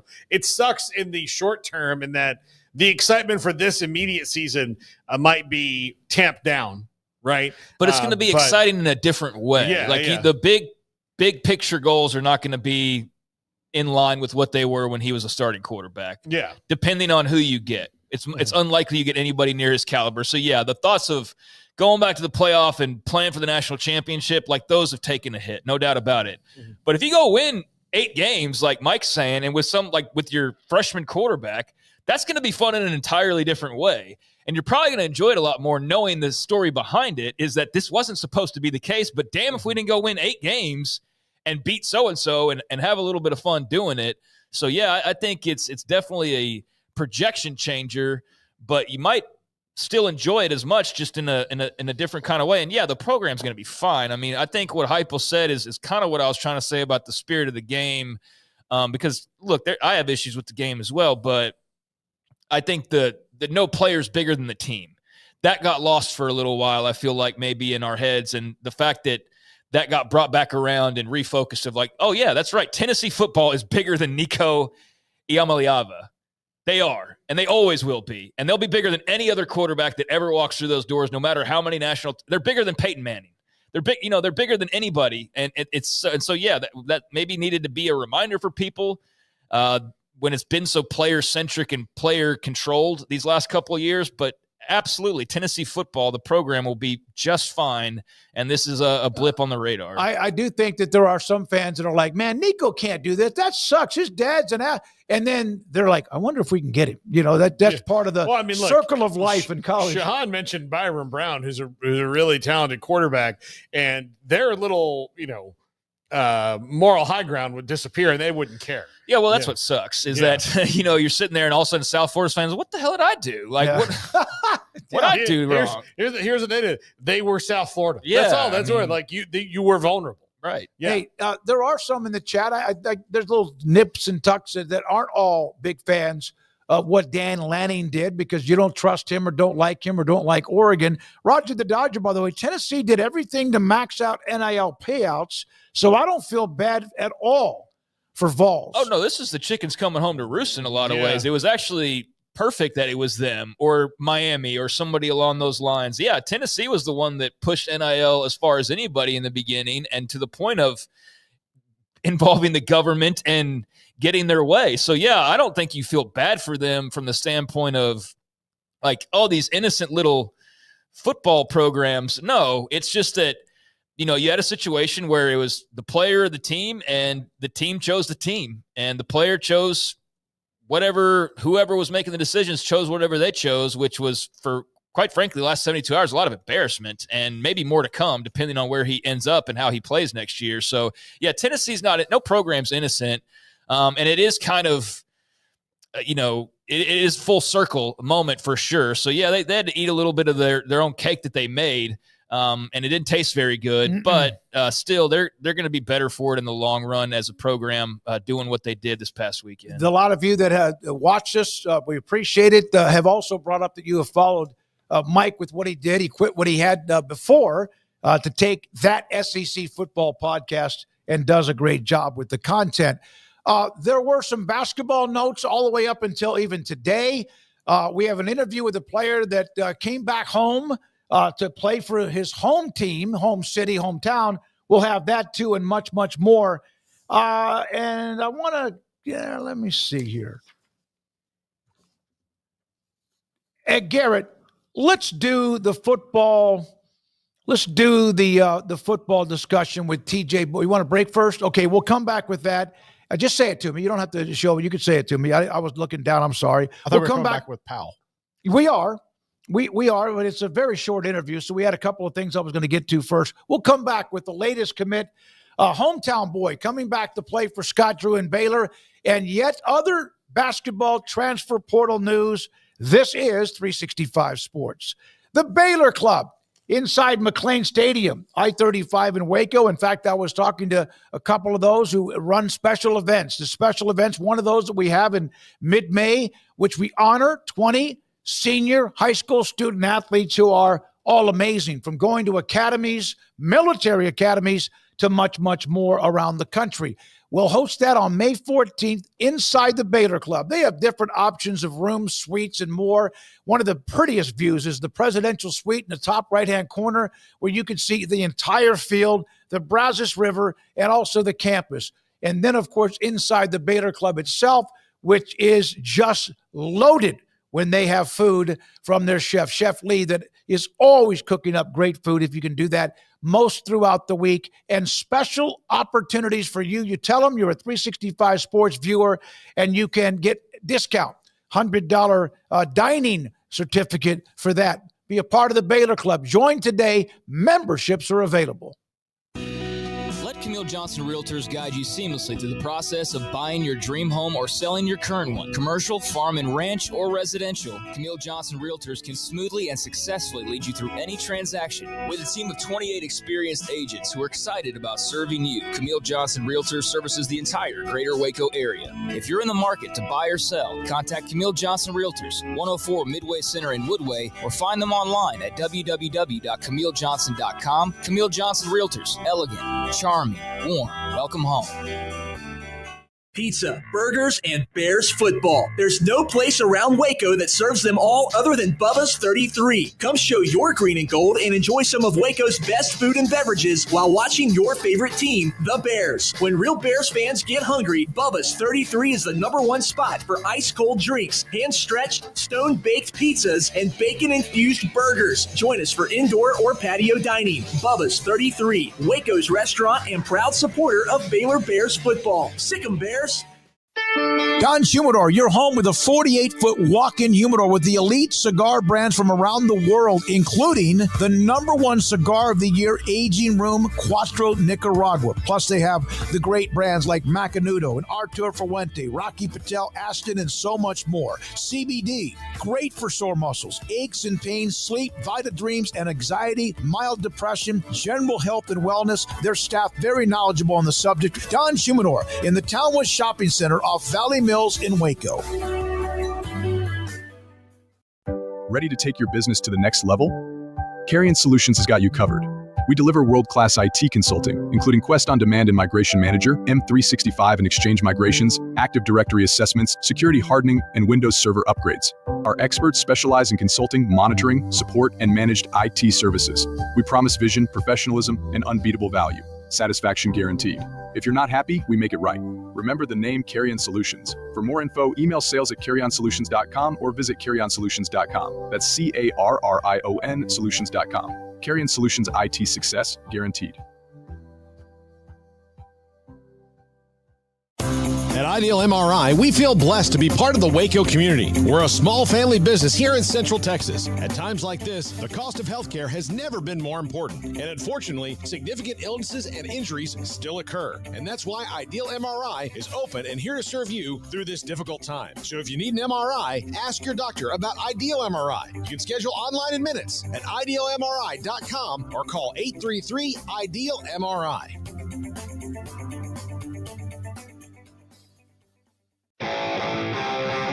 This is 365 Sports. Text us at 254-339-1122. The text line is sponsored by Riverbend Liquor and Wine, with the most extensive variety of craft beer in Waco. A hidden gem on Lakeshore Drive and 19th Street. Midway star Kaden Pal from Rice, who's committed to play for Scott Drew and Baylor. And Kaden, I guess it's a homecoming, huh? What does it mean to get back in almost full circle from Midway, Wyoming, Rice, and now playing for a team that won a national championship just 3 or 4 years ago? It means everything. It was just a opportunity I couldn't pass up, and I'm excited to be back in Waco and be able to get to work to try to bring another national championship back home. What were the conversations like once you entered the portal and Baylor started to contact you? We need you here. We want you here. Come home because you have everything right here, and it'll be a special experience. They have really, in a way, lost a little bit of that inside physicality. You're a big body, a 7'1" wingspan. You throw, you're experienced.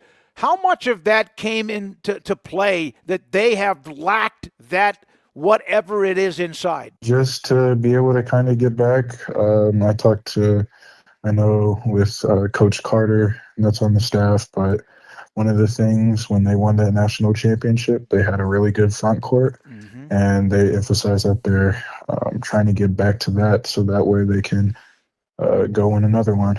So you mentioned Tweety Carter as one of those. Of course, Coach Nunez and Coach Beard, Coach Drew. I'm missing a few others that are a part of the mix. Coach Henson. When they contacted you, what did that initially mean? Were you surprised? Did you kind of expect that or what? Didn't expect it, but I was surprised because I was working out when it like went public, and I got back to my phone, and I had about 7 missed calls from Coach Carter. What did Tweety say? Because that's a former point guard, but he joined Coach Drew's staff.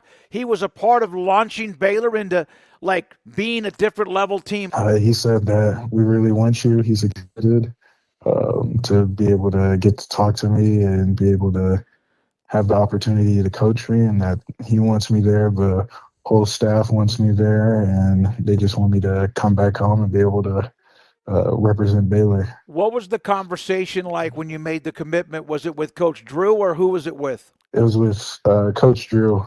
I was up there. I took a visit this past weekend, and came back to Houston just because of class, and had to take some time to just think about it. And after thinking about it and going over with my mom and my AU coach, I felt like it was what was best for me and something that I wanted to do and wanted to have the opportunity to do. What was the conversation like when you told Coach Drew it's official? He was ecstatic. He said, "Let's go." I said, "We're glad to be able to get me to come back home," and that they're extremely excited to be able to coach me, and they can't wait till I can get on campus and this summer so that we could start getting to work. Kaden, had you met him before? Because, you know, those who have never met Coach Drew really kind of the first time, like, is this man even real? And then everyone realizes this is who he is no matter what. When had else you met him before, or was that the first time when you visited Baylor? I hadn't, like, met him before and been able to, like, sit down and have all the conversations that we had and interact with each other on the visit. We had like some brief conversations like at graduation, and he said congratulations on going to Wyoming. And so it was just getting to know more about him and see him actually in person, how he acts, and be able to kind of just conversate. It was something that I guess I didn't really expect.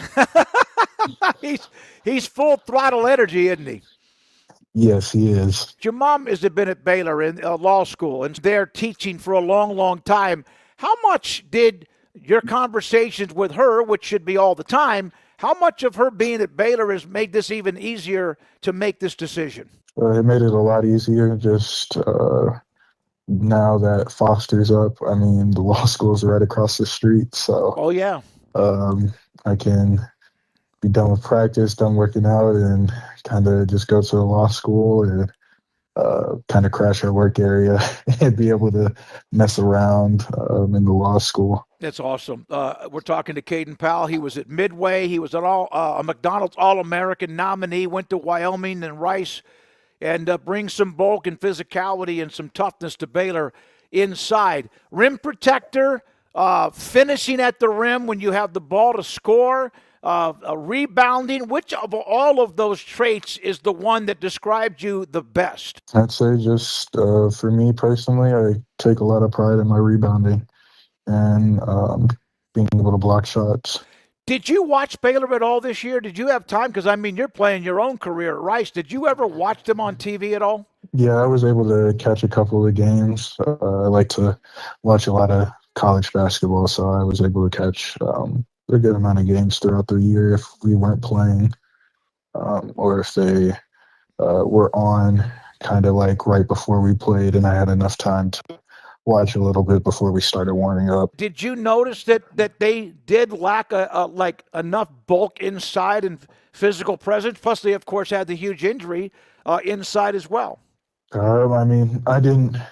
It was something that I guess I kind of noticed a little bit, but it wasn't. I caught more of the games towards the beginning of the season and wasn't able to really watch towards the end of the year as much. And even when I did, it was just kind of maybe like the first 10 minutes of the game, first 5 minutes of the game, because like we have a game ourselves and I needed to go get ready. I mentioned about the fact your mom's influence of being at Baylor and also home to you. What was her reaction once she realized you were going to go to Baylor and you're back home? Her son is back home. She was extremely excited to be able to have me back home. And she joked around with me. She's like, I'm going to come to the gym whenever I have a lunch break and just hang out with me or watch me work out. That's awesome. That's awesome. Kaden Pal, Midway, Wyoming, Rice, and now Baylor. What does today, now that you and I have talked for a little bit and you've soaked it in and people, I'm sure, blowing up your phone, what does today mean to you? A day to be thankful and grateful for the opportunity that I have, and then to remind myself that there's still more work that needs to be done to be able to get better, and that you can't lose days and need to continue stacking days, especially once I'm able to be on campus. Going to Rice obviously says quite a bit, too, about the kind of person you are academically. Kaden Pal, he played at Midway, Wyoming, Rice, and now Baylor on 365 Sports. All right, thanks to Kaden Pal. We appreciate that. A couple of notes before we get to a couple of other portal notes. I watched Dan Skillings, and Paul, I might have texted you when I went to go watch early on when they opened up the Foster Pavilion. Cincinnati was like one of the first teams to play in that pavilion, and I said, this guy here is like a slasher. Dan Skillings Jr., very good player. A long wingspan, which of course Scott Drew likes. Averaged 9 points, 4 rebounds, and a couple of steals a game. He didn't finish that game well, went into overtime, but I like what I saw. Very athletic, and he is visiting Baylor tomorrow. Yeah, and they need another guard, and especially since they lost Rob Wright. But I do like what they've done overall is that they've got not just size, but size and depth of size. They've got multiple guys that can roll out there because and they did have several injuries, Langston Love and all that, but they had enough guards to make it through. Right. But one injury derailed their season and it was Josh Ojenwuna. So, yeah. Also, the one thing about Skillings, he played against the Big 12, so he could be playing against the Big 12 if he ends up at Baylor. Very athletic, very much a slasher. Meanwhile, they also got a commitment from 7-footer Jocelyn Bodo from High Point. They were one of the fun schools that made the tournament this year and got knocked out pretty quickly. Texas Tech gets Donovan Atwell, committed to them from UNC Greensboro. Very good player, a long-range shooter, shoots 39% from threes and hit 200 plus of them in his career at North Carolina Greensboro. And then also they got another commitment, Atwell, right, Paul? They also got I already mentioned that. That's who I mentioned. Excuse me. Yeah, who Watson commits Atwell to Texas Tech, and they keep latest. on rolling and adding people on campus.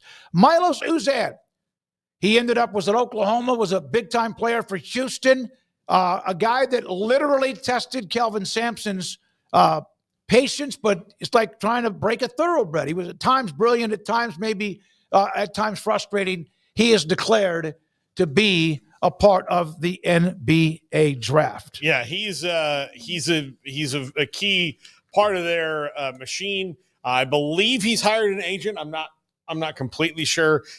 This kind of gets foggy, but I do. He's going to be tough to replace, but they have a good class. They're fine. They got a lot of incoming youth, just with recruitment, plus those who sat and didn't play.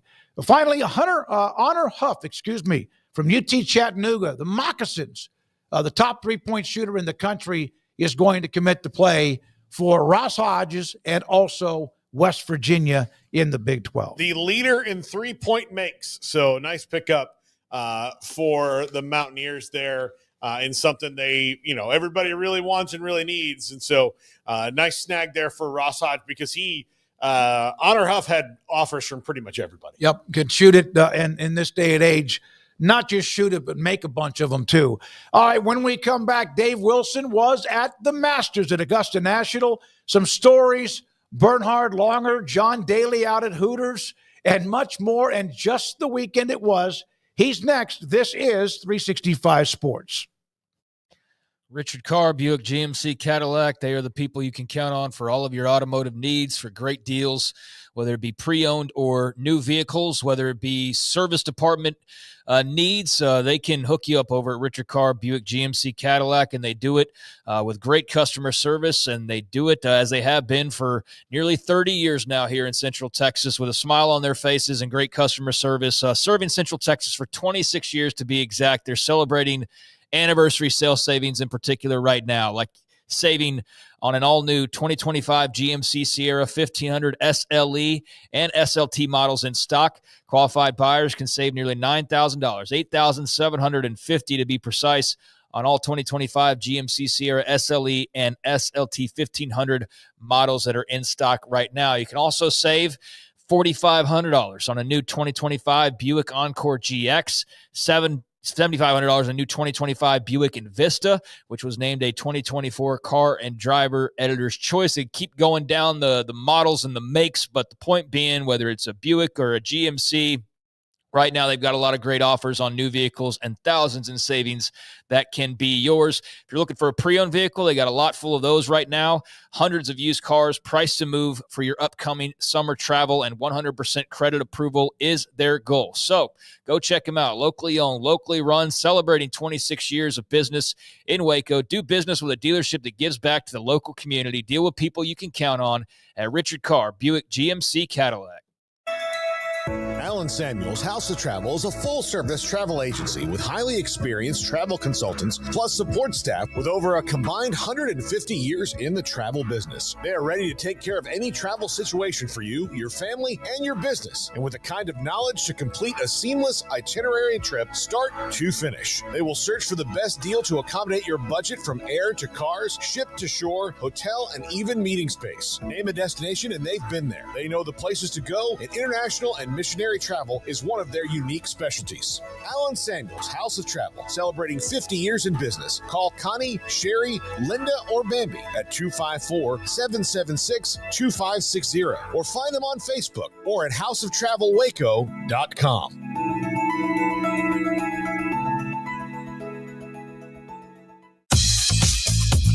Baylor Scott & White Southwest Sports Medicine and Orthopedics, the team physicians for Baylor Athletics, diagnosing and treating all sports-related injuries, including concussions. These specialists also provide orthopedic services for athletes and non-athletes alike, whether it's knee or shoulder pain, a wrist injury, orthopedic spine care, and even an arthritis and total joint clinic. Trust the doctors Baylor Athletics trust. Baylor Scott & White Southwest Sports Medicine and Orthopedics wants to get you back in the game.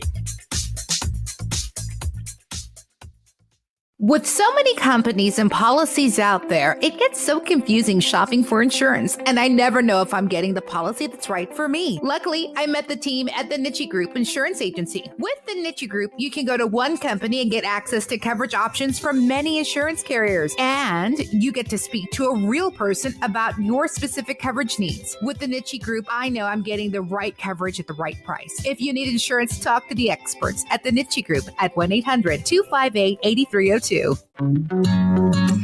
Established in 2007 and independently owned, Alliance Bank Central Texas is committed to helping families and businesses meet their financial goals. From their tellers to their board of directors, they know the importance of superior service and competitive products. Customers have confidence knowing that their financial needs are in good hands. It's your bank, Alliance Bank Central Texas, with 2 Waco locations, 4721 Bosque Boulevard and 191 Archway Drive on Highway 84, and at alliancebanktexas.com. Member FDIC. An equal housing lender.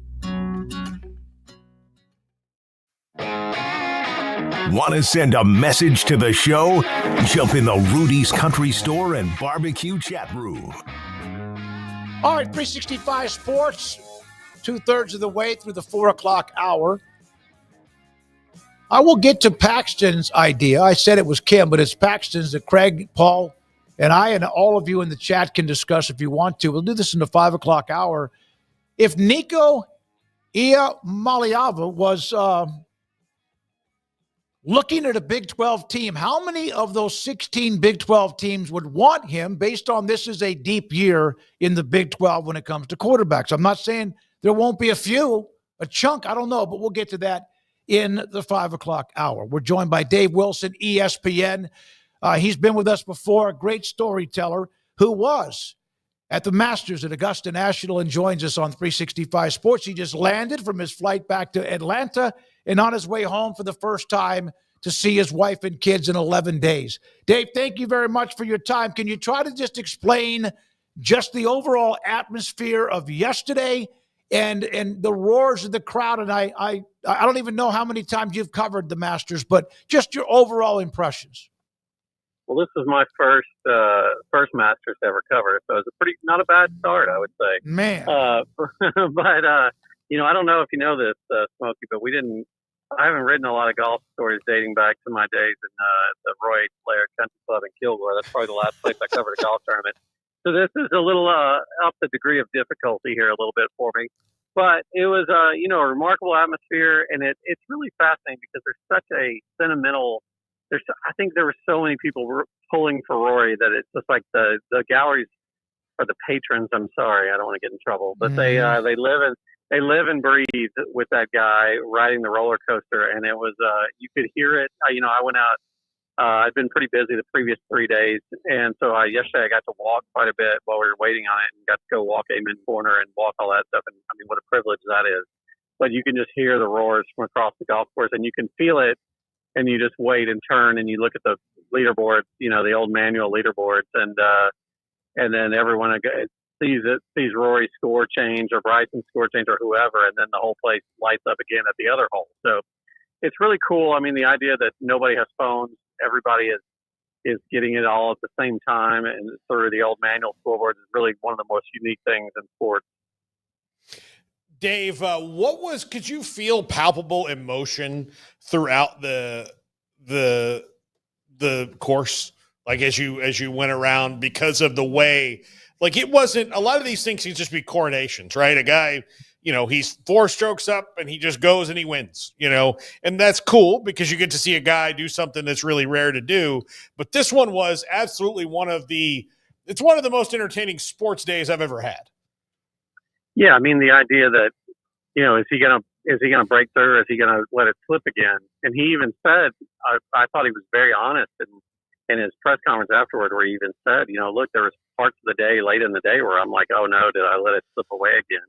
And I think there was this really, I guess I haven't covered much golf. I mean, I was there to find stories and look around and kind of be fresh eyes on an old tradition, and which was one of the coolest, assignments you could ever have. And so I was really, marveled at just how much people were living and dying by everything this guy did. There was a very strong, you could hear the groans or the oh no, every time when the ball went in the water on 15 and everybody's oh no, it's just since it's an individual sport, we're used to, I cover college football most of the time, and half the team hates the guy and half the team loves him. In this case, it's very much a communal experience. And so you could definitely feel it. And it was sort of a tension all day long.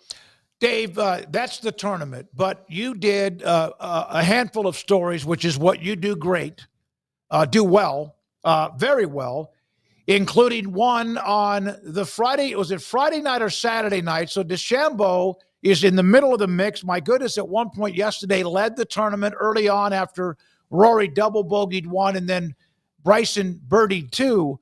But I did see the story about him walking around the neighborhood late at night, and he just walked into the backyard with some people and started doing putting lessons. What was going on with that?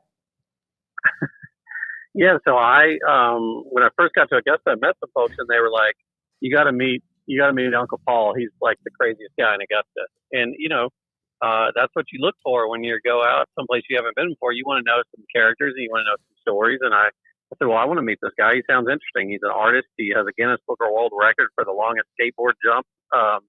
Broke Tony Alva's old record. He's a kickboxer. He has all kinds of stuff. And they're like, he's got this huge putting green in his backyard. So I want to meet him. And they said, I said, maybe tonight I can meet him. And they didn't reply to me. I got back to the house pretty late from covering the tournament. And then at like 10:30 at night, I got a text saying, "You're not going to believe what just happened. Bryson DeChambeau just showed up in our backyard and was and stayed for an hour." And I'm like, "What? Why did you tell me this?" But anyway, I went over there the next day, and they just told me the whole story. Bryson and his buddies were walking down the street. So it's a very out of the way neighborhood. It's not the nicest neighborhood you've ever been in. They're like, I have no idea why he was walking down the street here. They got home from a party. They're lifelong Augusta residents, so this is like the big week for everything for everybody there. They got home from a party. He turned the lights on his backyard for his big putting green, and he said they saw these 3 kids on the bridge. Their heads whip around, and they walk down the driveway, and the guy walks up and says, he says, "Hey, do y'all play golf?" And he said, "Yeah, my name is Bryson DeChambeau." And he said, "Yeah, right. I'm Jack Nicklaus." And then he said he walked out of the dark, and he looked at me and said, "Hey, what's Bryson DeChambeau?" And so he just came back, and he played with this really goofy looking putter, and he was hitting this really extremely high loft wedge, 72-degree wedge, just hitting bombs in the sky and just kind of getting loose. And he said he couldn't sleep. And the guy said, "Look, I can't blame you. You're in the hunt at the Masters." So really one of the coolest, little fables, I think, as part of the history of Augusta, when a guy that's on the leaderboard for coming into Saturday shows up at your house at 10 o'clock at night, it's pretty cool. I don't know if anybody has ever repaired his image, or not repaired it, has changed the image of him than Bryson DeChambeau has done in the last couple of years with his podcast, trying to break par with anybody that he just picks, hitting balls over the roof of his house on a green, and just the way he embraces the fans. And a lot of fans did not like him, especially after he bolted for the Live Golf Tour. Yeah, I think there's I've talked to a lot of people that knew him at SMU back in the day, and they just said, the guy was kind of finding out who he was. And in a lot of ways, he's very sort of, scientifically based. He's almost like an engineer. And so I think there's a different personality there. And guys like that sometimes don't understand how they come off to others. And I think it's a maturity thing, and so I think he has come a long way, and he realizes the old adage, you catch more flies with honey than vinegar kind of thing. And he's been really, he's running along the fence, the rope line, high-fiving the patrons there, and he's pumping his fist, and he's talking about what a great rivalry it's going to be on Sunday. So I think he knows how to sell, obviously, with his YouTube stuff. And it's added a little rivalry action to the tour, and then he says yesterday after the match that Rory didn't talk to him all day, which, then it starts a whole new level of intrigue of like what's going on between Rory and Bryson. And golf is kind of made for these soap operas. But that's not unusual, though, Tiger used to ice everybody out. Yeah. I mean, now that he's gotten older and he's more beaten down and doesn't play, he talks a lot more on the course than ever before, but he used to ice Nick Faldo did too, though. It's not like that's new for a golfer. I think it's more the fact that he just came out and said it the way he said it was like, he didn't talk, he wouldn't say a word to me, however he said it. And I think that raised a lot of eyebrows just in terms of the fans that love these kind of like little feuds. I almost felt like it hurt his feelings. I'm not saying he's saying that, but it almost like Bryson is now like that puppy that wants to be petted and run around and everybody pat him on the butt, whatever. And I think that I thought that Bryson in the same last group was very similar to what was going to happen what did happen in 96 with Faldo and Norman. And off the top of the tournament, the final round, it appeared that was the case, but no. Rory was able to bounce back multiple times. Dave Wilson with ESPN. Go ahead. No, I was going to say, the first 4 holes, it was already a slugfest. It looked like it was going to be like that, and then it turned so quickly. So what a day, and what a first time to get to do it. Now, go ahead, Paul. I was going to ask about John Daly. Yeah, you got to do this. I remember going by there once when I did visit Augusta, but go ahead, Paul, on John Daly. So John Daly at a Hooters is that's brand synergy. If I've ever seen it before. So what was that like, encountering John Daly in what is ultimately his natural habitat? Yeah, it's funny, though. The thing I took away from it, like we've all seen the sign. You see it every year on Instagram and on social media about, John Daly hanging out at Hooters. But like, I'm like you. I'm like, what's it like to hang out with John Daly at Hooters? I had to talk to some PR people and schmooze a little bit, and they ended up, they were kind of like, what are you trying to do? And I was like, dude, I just want to see what the scene is. That's it. And so you spend all day there, and I spent like 4 or 5 hours there. what was really fascinating to me is it was almost wholesome, which is not probably what most people would expect.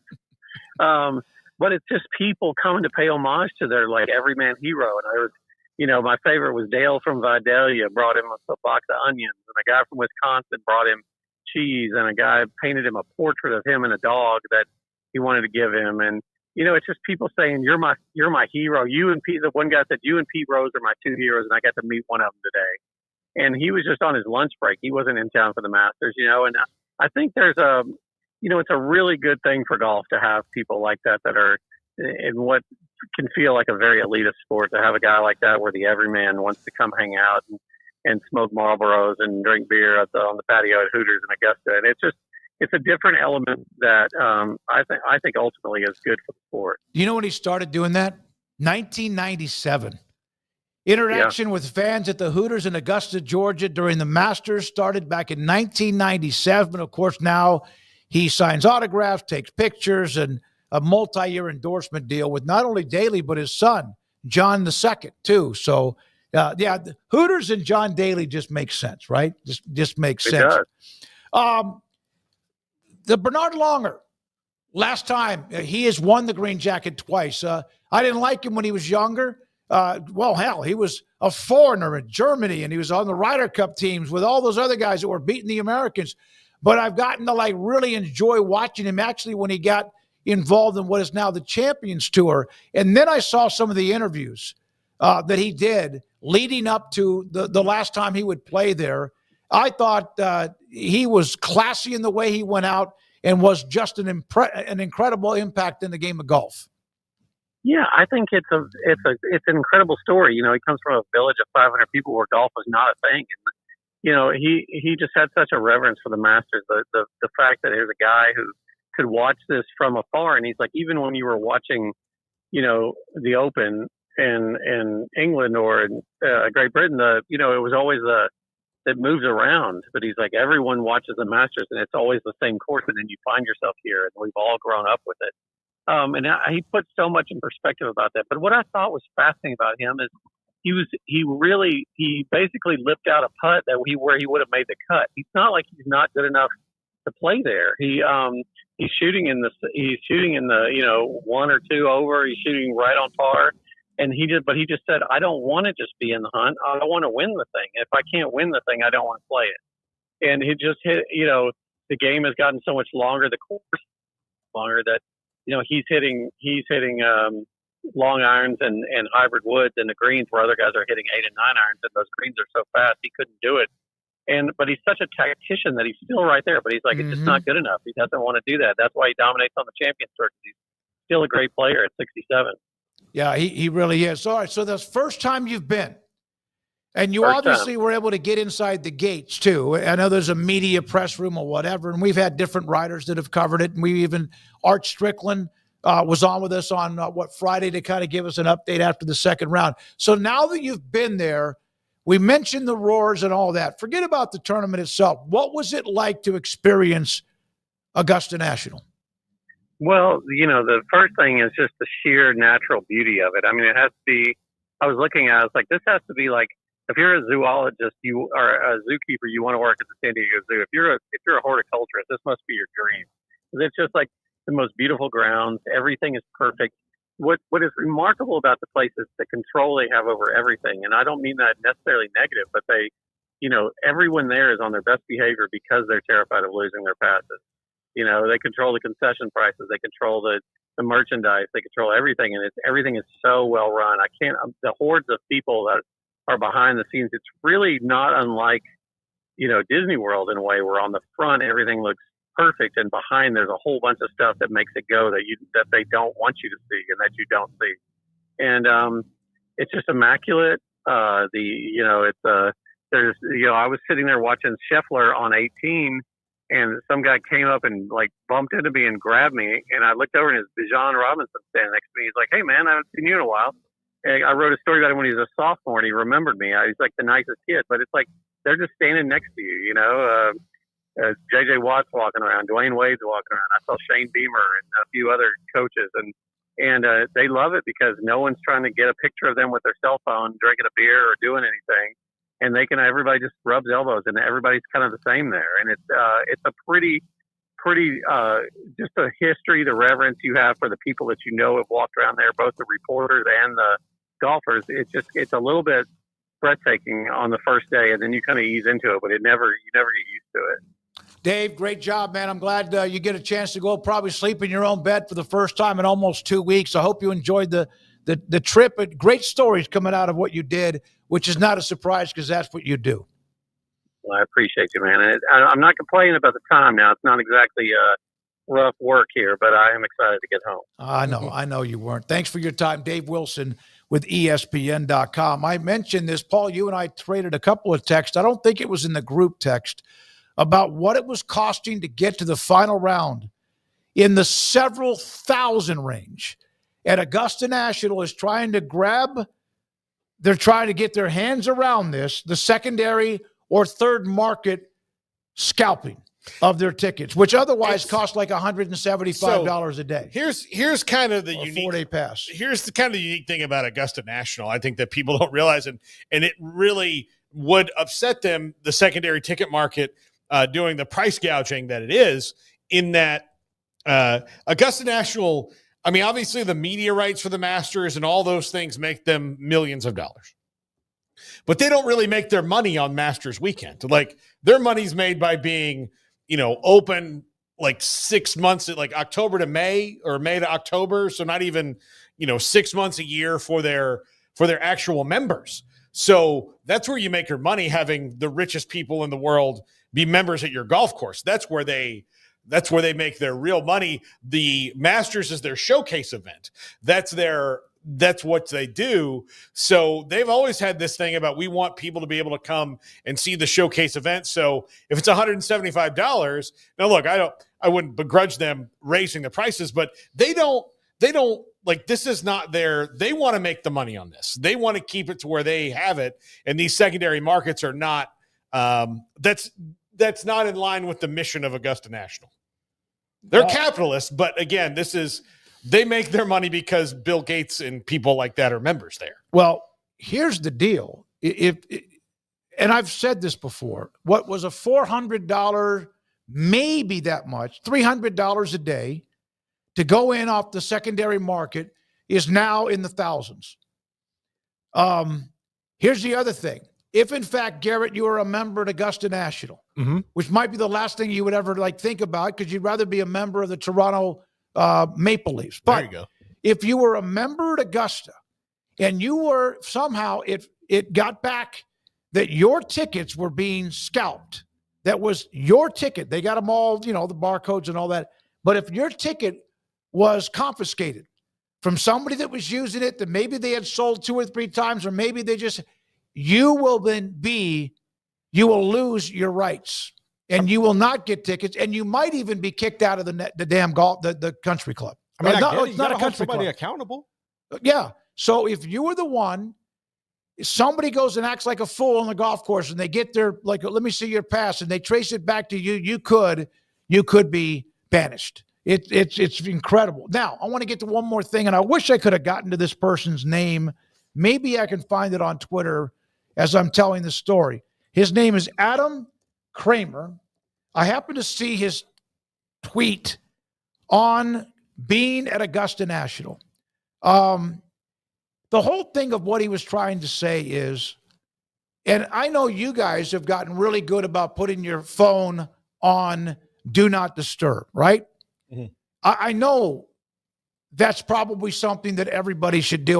My only thing is, can you just put it on and then forget about it? Or is it like, what happens? Nothing. I mean, you can change it. You can adjust it. But if you leave it on do not disturb, do you still get the text? Yes. Yeah, you get them. You just don't it's not real time. Because doctors on really call. Try. Once somebody says they're on I say we're also not doctors on call where it's just like, I'm not complaining about it. I think it's great. I just one of those that I get a lot of different texts. So this guy named Adam Kramer, Kegs and Eggs is his Twitter handle. He was talking about the lack of cell phones. I saw Tracy Wolfson see this. I saw a lot of people. This is not the first time ever, but the fact is that nobody is looking at their cell phone. Everybody is looking at the golfers or the shots. There might be stargazing or whatever, but they are 100% fixed on the game that they're there to watch. There's nobody texting. There's nobody looking down at their phone because you can't take it inside the gates. And they walked 5 miles in the snow to get inside the golf course. But no, yeah, I mean, I don't think you could do that anymore. I think you did that back when the Masters. I don't think you could stay off Twitter long enough to be able to do that, quite frankly, nowadays. You love Twitter. So I don't know that you could. I mean, could you put your phone away for that long? I don't think you could. I don't know that you could. I was there for, luckily, I was able to go for, 6 consecutive years. Okay, that was 15 years ago when Twitter wasn't a thing. I'm saying, do you think you could not check your phone for that long? If I'm going inside Augusta National, then I knew I would do that going in, yeah. I know what you guys think about I get it. I just, do you think that would be a good detox for you? No, I think it would be, that was his whole point. That, here's what he said. I spent the day on the course with my close friend I have known for 30 years, a unique opportunity. I can't tell you how thrilled I am we got to spend it together. This is for everybody, whether it's golf or football or whatever, make a point to find that moment with people you love and care about. Okay, that's one thing.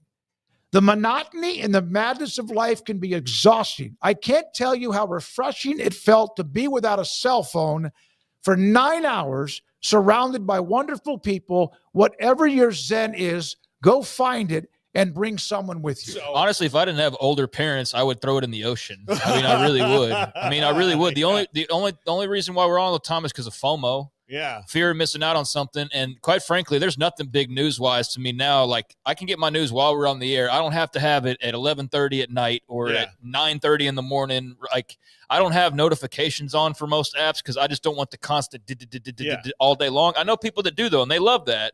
But for me, I've made it a concerted point to get rid of that stuff, to take a break every once in a while, or to purposely leave my phone in my bedroom, and then I go sit in the living room, and I don't have my phone on me, right? Well, but if I'll go check it on occasion, but I don't know, man. I got to detach from it sometimes. It's become too much. You check it because you have two old elderly parents? Yeah. Yeah. All right. I mean, I'm the same way.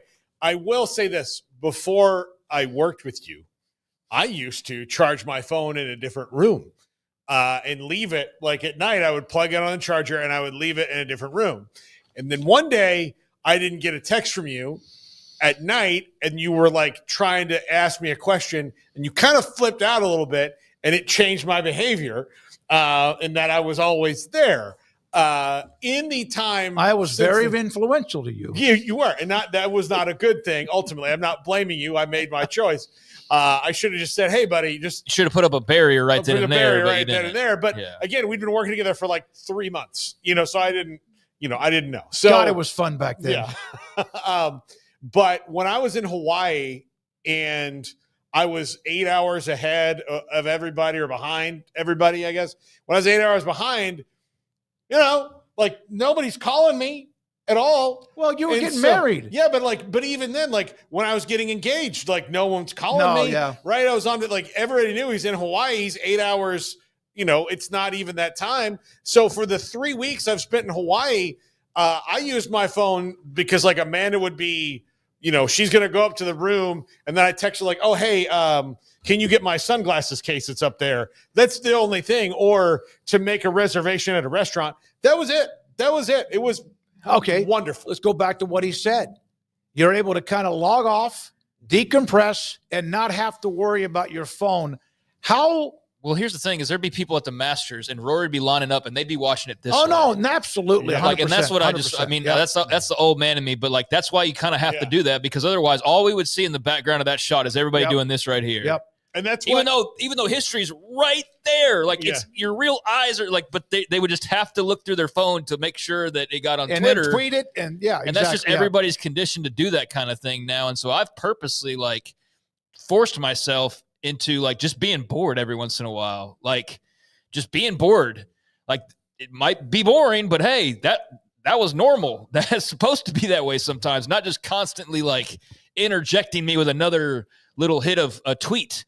And so that's why you see me take long breaks from it sometimes, just to kind of get my mind right, because it's so easy to just fall down that slope and you're just always taking it in. And that's why people go crazy, like on politics or sports or music or whatever their passion is, because you're just constantly feeding yourself this positive or negative, and you never take a break from it, Garrett, go ahead. No, I think it's healthy to take a break from things sometimes. And I thought I saw this tweet of everything, shots of the shot tracker when Rory hit that incredible shot on, what was it, 15 and all the others.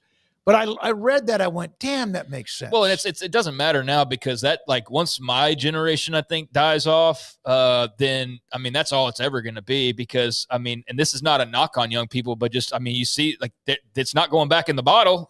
Like, the cell phones aren't going away. They're only becoming more prominent.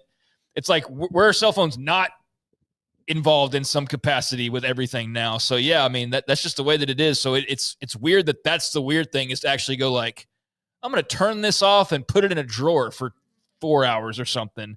But you have that fear of if your kid needs you or your parent needs you or whatever. And so you can't really do that, because you need to be available. And that's the tug of war. So from Barry Crawford, here's an example where he can't. I'm at the beck and call of the U.S. Army. Right, yeah. And I'm required to keep my phone on me. Yeah, me. That's fine. By the way, I am considered mission of critical to the U.S., so government shutdowns, China virus, nothing stops me from being paid. That's from Barry. He's on call 24/7. Garrett, you put yours on, what do you call it, silent or whatever? Mine stays on Do Not Disturb. And I got rid of Instagram earlier today. Like, I don't have Facebook. I hate social media. I hate having my phone on me at all times. Yep. I'm like with Craig. Leave me alone. What's the first thing you guys look at when you wake up? Besides yourself in a mirror brushing your teeth. It's my phone. I mean, I do. I check it because the 25 tweets in our group chat. Yeah. I mean, it's there. So I can't even get away. Like, that's the thing, is I can't even get away from. I don't need to be on Twitter, because you're going to send me everything that's on Twitter anyways. So I'm going to see it all through the group chat. But yeah, I mean, it's text messages that are unread, or it's I don't really have notifications on, like, I know, like, my brother-in-law has notifications for everything, or my sister has notifications for whatever. So I had those for a while, but then there's the constant buzzing of CNN or Fox News or ABC News or whatever says this, and then ESPN says this, and Fox Sports says this, and it's, just constantly. So I turned off all my notifications, and now when I get up, I'll check my text first, and then typically there'll be some tweets that I kind of know what's going on in the world, and then I'll look at Twitter, because Twitter's my last bastion for any social media at this point. Like, I'm off. I deleted Facebook 15 years ago. Like, legitimately got rid of it before I even moved here. And I never looked back. I totally get why people keep it, though. Like, that's just me personally. My Instagram's deactivated. And yeah, I think I'm just on Twitter now. I'm not going to ever get a TikTok. I'm never going to sign up for it. But for those that do, like, by all means. But yeah, like, I'm trying to pare it down. Whereas I think it's definitely just, it's so ingrained now that it's not going anywhere, for sure. Yeah, I don't know what I look at first. I do think I look at, because I turn it on silent, not do not disturb. I just turn the sound so I don't hear it go ding, whatever. But a lot of times I'll wake up and see if there was like, for example, that one NCAA tournament, I went to bed. Texas Tech was winning, I think it was, and they did win, but I checked the score just because I was curious about an update. A lot of people, first thing I see is a coffee machine. Yeah, I'm sure that's the first thing for a lot of people. Yeah, getting Paxton your kids says, up or whatever. Kim Coulter's text messages. The old barn cat goes K-State. First thing I look at is food. Smokey's text messages. Kim, I've never been on Facebook, Twitter, TikTok, LinkedIn. What did I used to call it, Paul? LinkedIn, like the old president. Or any that psychotic BS. Twitter, that's it. I'm just curious. And then no FOMO here.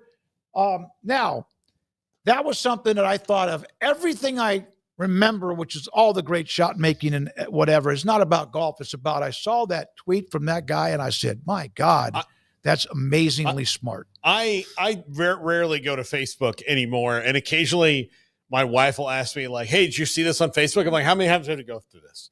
Like, I don't use that one. Like, I'll go on Instagram and look at mostly recipes and like travel destinations. I could never get into Instagram, man. I tried, and like, there's some stuff that's interesting. It's just not for me. Yeah. So like mostly recipes. Twitter, it's just like in the midst of the chaos, I've got it whittled down to mostly what I want to see, which is sports news. Yep. Yeah. Mostly. Now, there's other people I follow or that, like, I can't get away from some that just constantly tweet out like different things I don't care about, and so I'm constantly muting like crazy. But I do like. I think I've got it pretty much where I want it, even though it's not quite as functional as it used to be. So Paxton, I like Pinterest. Yeah, as I called it, Pinterest for the when it first I can came definitely out. see, especially like artsy people. There's a lot of interesting stuff on there, so I could see that for certain people. Yeah, I think. I mean, there's so many options out there, but yeah, I've really tried to pare it down. And you know what? There's a detriment to that. Like not having Facebook, I lost track of a lot of people, and that's the sacrifice that I made for not having to put up with all the other BS. So I understand people that stay on it because they want to keep up with their high school friends or they want to see who's getting married and all that. But other than the functional things business-wise, that's why I still have an account. And for people like to look, if you want to message me, I have an account there. I'll find it. I'll get a notification or email. If you want to message me, I'll find it and I will respond to you. But I'm not going to spend all day scrolling through it anymore. No. So if I fall down the stairwell, hit my head, and I'm out overnight, that's not funny. How would you guys know? I mean, how would you? I mean, are you going to wake up and text us that happened? So that was a dumb question. Do you want us to get you a life alert button? I mean, that's kind of probably what he needs. I mean, yeah, I think so. I mean, that's I've fallen and I can't get up. That's a I'll get commercial. you. Yeah, that's a commercial. With life alert. I'm we'll those get people. You that. We'll get you a life alert and we'll get you a clapper. So you can turn the lights on and off a bunch. Like just clap, and then maybe a neighbor will be like, "What's going on?" I don't need the lights on. Here's what I got to tell you this, and I don't know how to fix it. I've tried. I've called Vizio or whatever, but I have two of those Vizio smart TVs, and then I have one that's downstairs. That's the larger one, and all of them YouTube TV. We've talked. I'm gone. That's what I do. And the one up in the upstairs split level is Vizio TV that comes on well after I've turned it off. It's the boogeyman. Well, I'm sure it's just the time. They're talking about how the other remote that I have that controls the other one may be communicating with the other one. Get your horror movies right. That's Poltergeist. That's Poltergeist. Oh, where my the God. girl gets yanked into the TV. And Pinterest does have great recipes. That's why I first went there and got some, and that's right, Paxton. But now it's blowing up my timeline and email. All right, we have much more to get to, including some football news and a sad story about a young man that used to be a potential number one draft pick out of LSU. We'll have that and more. This is 365 Sports.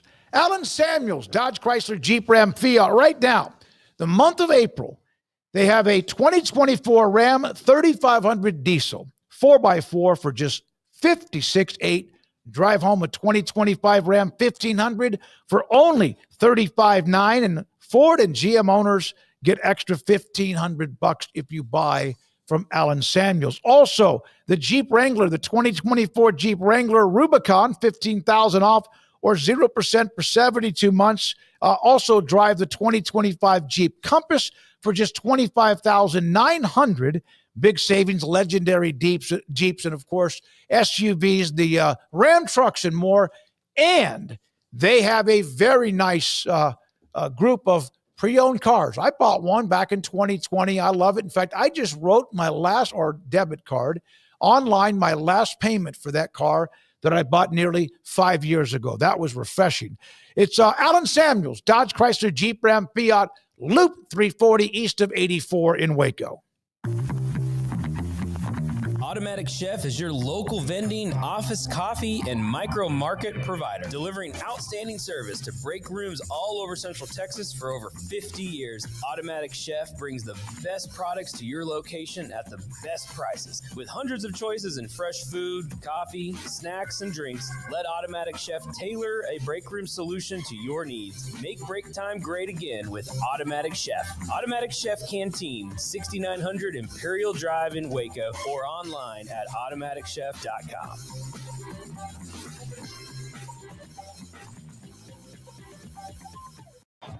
Baylor alumni are more than 160,000 strong. When we all join hands to support our university, we don't just move the needle, we move mountains. Working together, we create life-changing opportunities for students on the field, in the classroom, in the laboratory, and in life for generations to come. So get connected, get involved. Learn how at baylor.edu/alumni. There are 26 letters in the alphabet, over 600,000 words in the dictionary, and just 3 of them said together can change everything. Let's order pizza. Those 3 words lead to dough made from scratch and 3 fresh signature cheeses that blanket golden crust in a heavenly melt on Marco's Pizza that'll blow your mind. So visit marcos.com to order and stop by Marco's Pizza in Belmead, China Spring, Woodway, and in Robinson. Marco's. Pizza lovers get it.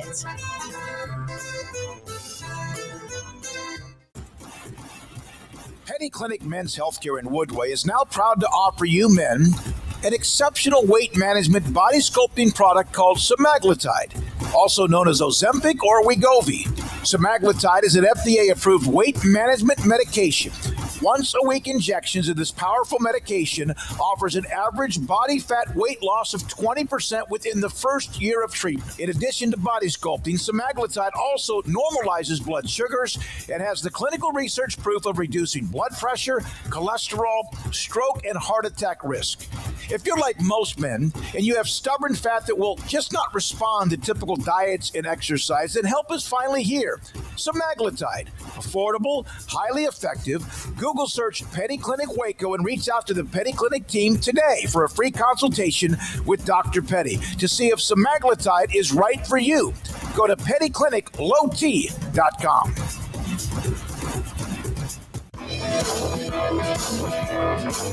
This is 365 Sports.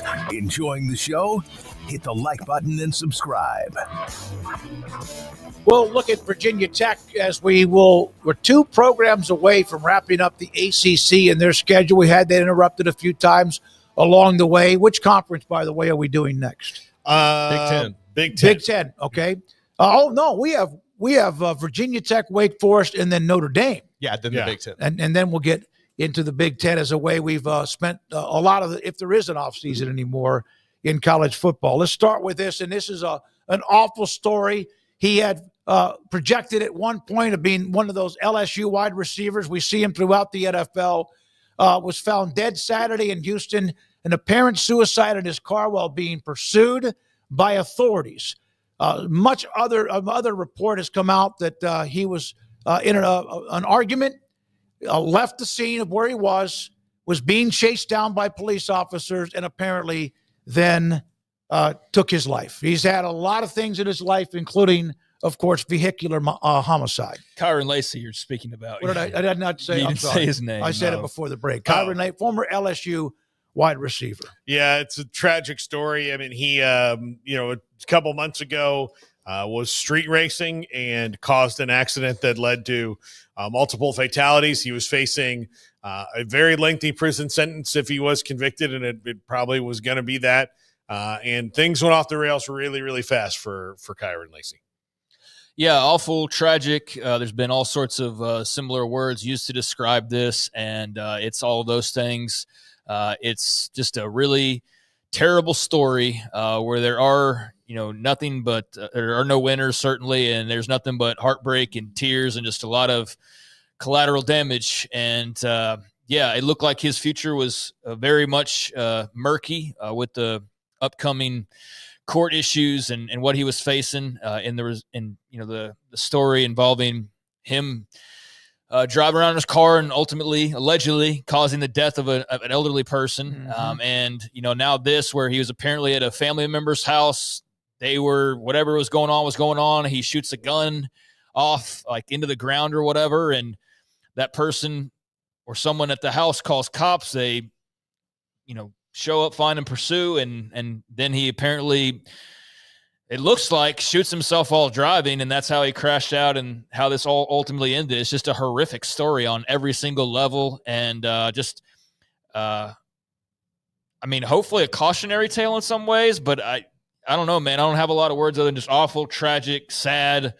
Yeah, it's a terrible, terrible story. Yeah, Garrett, LSU fan. I'm just up. It's bad across the board. Everybody mentioning that, of course, in the chat or anyone that heard this story. Your thoughts? Yeah, he was a hell of a player, man.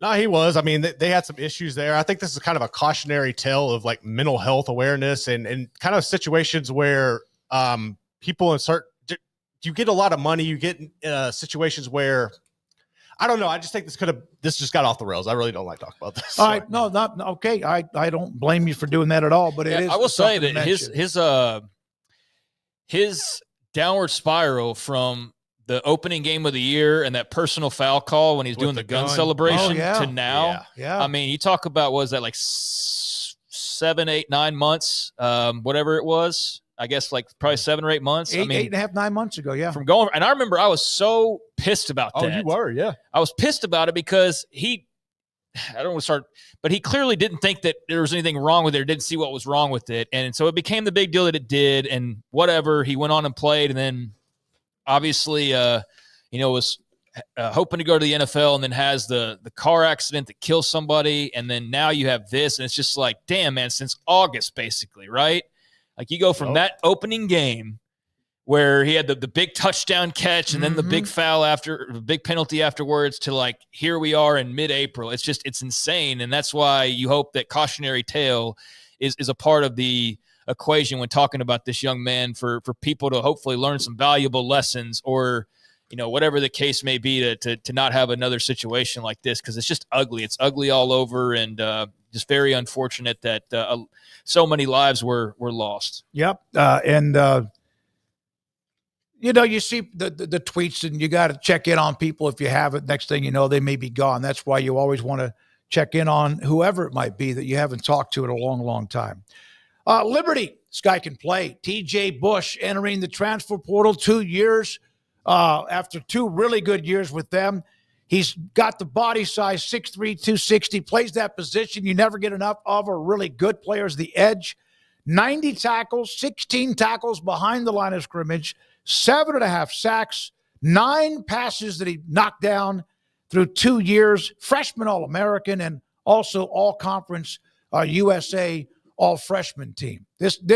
These are the players, other than quarterback, to me, that one, if you're an NFL team, you want them. If they're really that good, or if you're a college football team, there's not nearly enough of them. Oh, I mean, you see teams have 5 and 6 regular pass rushers now on their roster that they rotate through because it's such a big part of the game.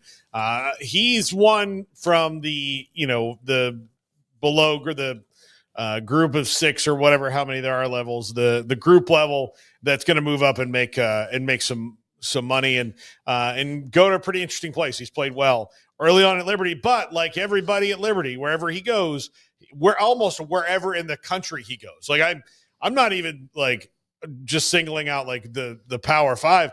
Liberty has the weakest schedule in the country, maybe of anybody, all over the place. So wherever he goes, he's going to have a tougher schedule. So we'll see how he does. All right. So there's that with TJ Bush. Isaiah Hankins. He kicked the game-winning field goal to beat TCU. Kicked a few other field goals along the way, missed a few, but pretty good leg. This was random that he enters the transfer portal, the kicker from Baylor. Yeah, I don't know. Interesting. I guess they just feel like they have somebody better on campus or good enough on campus to be the guy. Wasn't his whole story the fact that he had lost his job and came back and gained it back? Yeah. So maybe he lost it again. I don't know. Haven't been around practice much, but good luck to him. Or maybe got a big NIL deal. Maybe that's what it was. Or maybe somebody asked him, hey, we need a kicker. Come see us, right? And he's in a competition, and he's got, I don't know, whatever his reason is. He did a lot of good at Baylor and helped them win some games, and obviously had the big celebration moment there that he put as part of that graphic. So, yeah, good luck to Isaiah Hankins, and whatever is up next for him. He was okay. I mean, he was not the paragon. I don't think my entire time here they've had like just a badass kicker that you're like sold on entirely. And I'm not trying to knock him. It's just that I think all of their kickers have kind of just varied from like okay to pretty good. There's somewhere in there. I don't think anybody's irreplaceable. They've had some that have had memorable kicks, but they've also had some that have been erratic. Well, sometimes the same guy. They've never had like a Grammatica or anything like that. They've never had. Well, they've had a whole gallon of #college kickers. Yeah. Like at any given moment, it could go really good or really bad. You know? I'm forever amazed at this. Like the schools also that win national titles regularly are the ones who like go the extra mile to get the kicker. If you regularly like Alabama under Nick Saban, I mean, they have a bunch of guys that are in the NFL right now. I mean, they always had a guy who could make the kick. And, you know, then you're really talking about Texas. Unless it was Texas. Until last year when that guy went a little bit but even south. so, like Texas has always had oh good my kickers. God. And, clutch you know, kick. Yeah. Look, I can tell you that the best years of my life as a Florida State fan are Sebastian Janikowski and Roberto Aguayo and Scott Bentley. You know, I can trace back to all the kickers that were good and not, there. So, yeah, it's way more important, but it's really hard to find. And I asked a source that the freshman that came in was really good. And, Isaiah Hankins is married to the kid now, so he wanted an opportunity. That makes sense. I mean, yeah, if you're starting a family and you want a surefire thing, and yeah, I mean, good luck to him. He made some big kicks. The one against TCU will put him in Baylor infamy for forever. Yep. He'll always be able to come back and have a beer bought because of that, and that'll always be on the highlight reel for the program. So, yeah, it's just one of those situations where it's better to move on and totally understand that. And, again, it's a situation where I'm not trying to make it sound negative because it's not, but it's like there was nobody that was good enough that you're just like, oh, my God. So, yeah, I mean, it makes sense that somebody might have come in and beat him and vice versa. Rhett Armstrong is the one, Paul, that they were referring to, came out of Colorado. Got all sorts of the resume and what he was as a kicker in his high school career. And he's got a gun for a leg, so to speak, I guess you could say. So that's why also that forced perhaps that move. Jabari Thornton, where is Wet Blanket today? This young man, we covered his brother. Junior Thornton was dynamic. Not a very large body, incredibly fast, but broke his leg, I think it was, maybe his junior year, transferred to La Vega High School across town. And then there's his brother, Jabari. I started watching on Twitter, young men or women, when they get offers, they'll sit there and say, I got an offer from so-and-so and so-and-so. It happens all the time. This kid blew up. He had offers everywhere, like all over the place. And he has committed to Mike Gundy in Oklahoma State. La Vega's had players that have gone to Oklahoma State and all throughout the country before. And this kid can flat out go. I'll never forget what Don Hyde, when I did an all high school football team at the end of the year out of Central Texas, what he said was that he's never seen a receiver have the same type of, axis of getting to the ball in the air. And he goes, he's never surprised me with a catch that he's made in a game because he does that in practice every single day. This is an electric player. Wish him the best from La Vega High School, committed to Oklahoma State.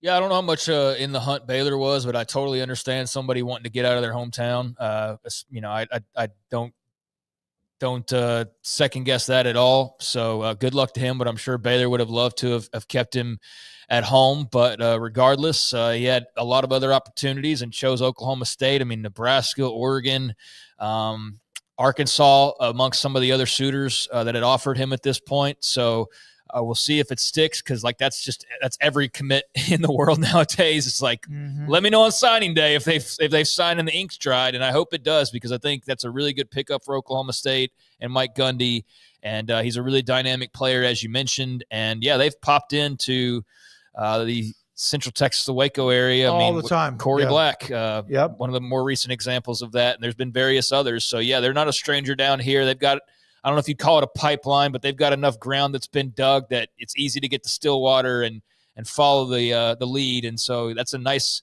get for the Cowboys for sure. It's the third player out of the state of Texas. We mentioned last a week or two ago, the young man from Georgetown High School who committed to West Virginia, Jabari Thornton, has committed to Oklahoma State. Is that it, Garrett?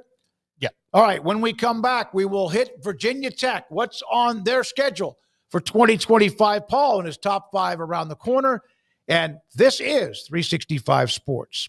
Alan Samuels, Dodge Chrysler Jeep Ram Fiat, is who I talked about earlier. I actually had somebody that was at the dealership one time walk up to me. We were doing a remote, so this is even before this podcast, and said, hey, I've heard you talk about Ideal MRI, which I have, and have endorsed them, and I have been inside their state-of-the-art imaging or MRI machine many different times. He asked me, he goes, he had a lower back issue, which I've had, on occasion.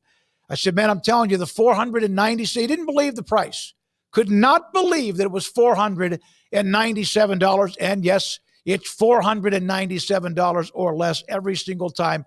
If a doctor contacts them and they refer you to go get an MRI at Ideal MRI, that's what you should do, and that's what you should tell your doctor to do. It's $497 for what they will look at specifically, for example, your spine, your knee, your hip, your back, not the spine, but around maybe the muscles as well. That's what they do. Dr. Rob Maxey and his staff, his partners have done an incredible job. It's inside the Central Texas Marketplace on the southern part of Waco, and it's $497. I have been in their imaging machine numerous times, and every single time before the end of the day, I either have a call back from somebody summarizing what they see, and of course, the images loaded up in the portal for your doctor at idealmri.com.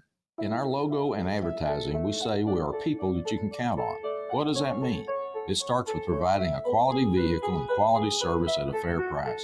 But it also means we do what we say we will do, and we treat people fairly with respect. It starts by hiring great people, good local folks who work hard with a caring attitude. Our employees are the real reason we are people that you can count on. Put us to the test and see for yourself that at Richard Carr Motors, we are people you can count on. Parenting is full of surprises. You never know what to expect.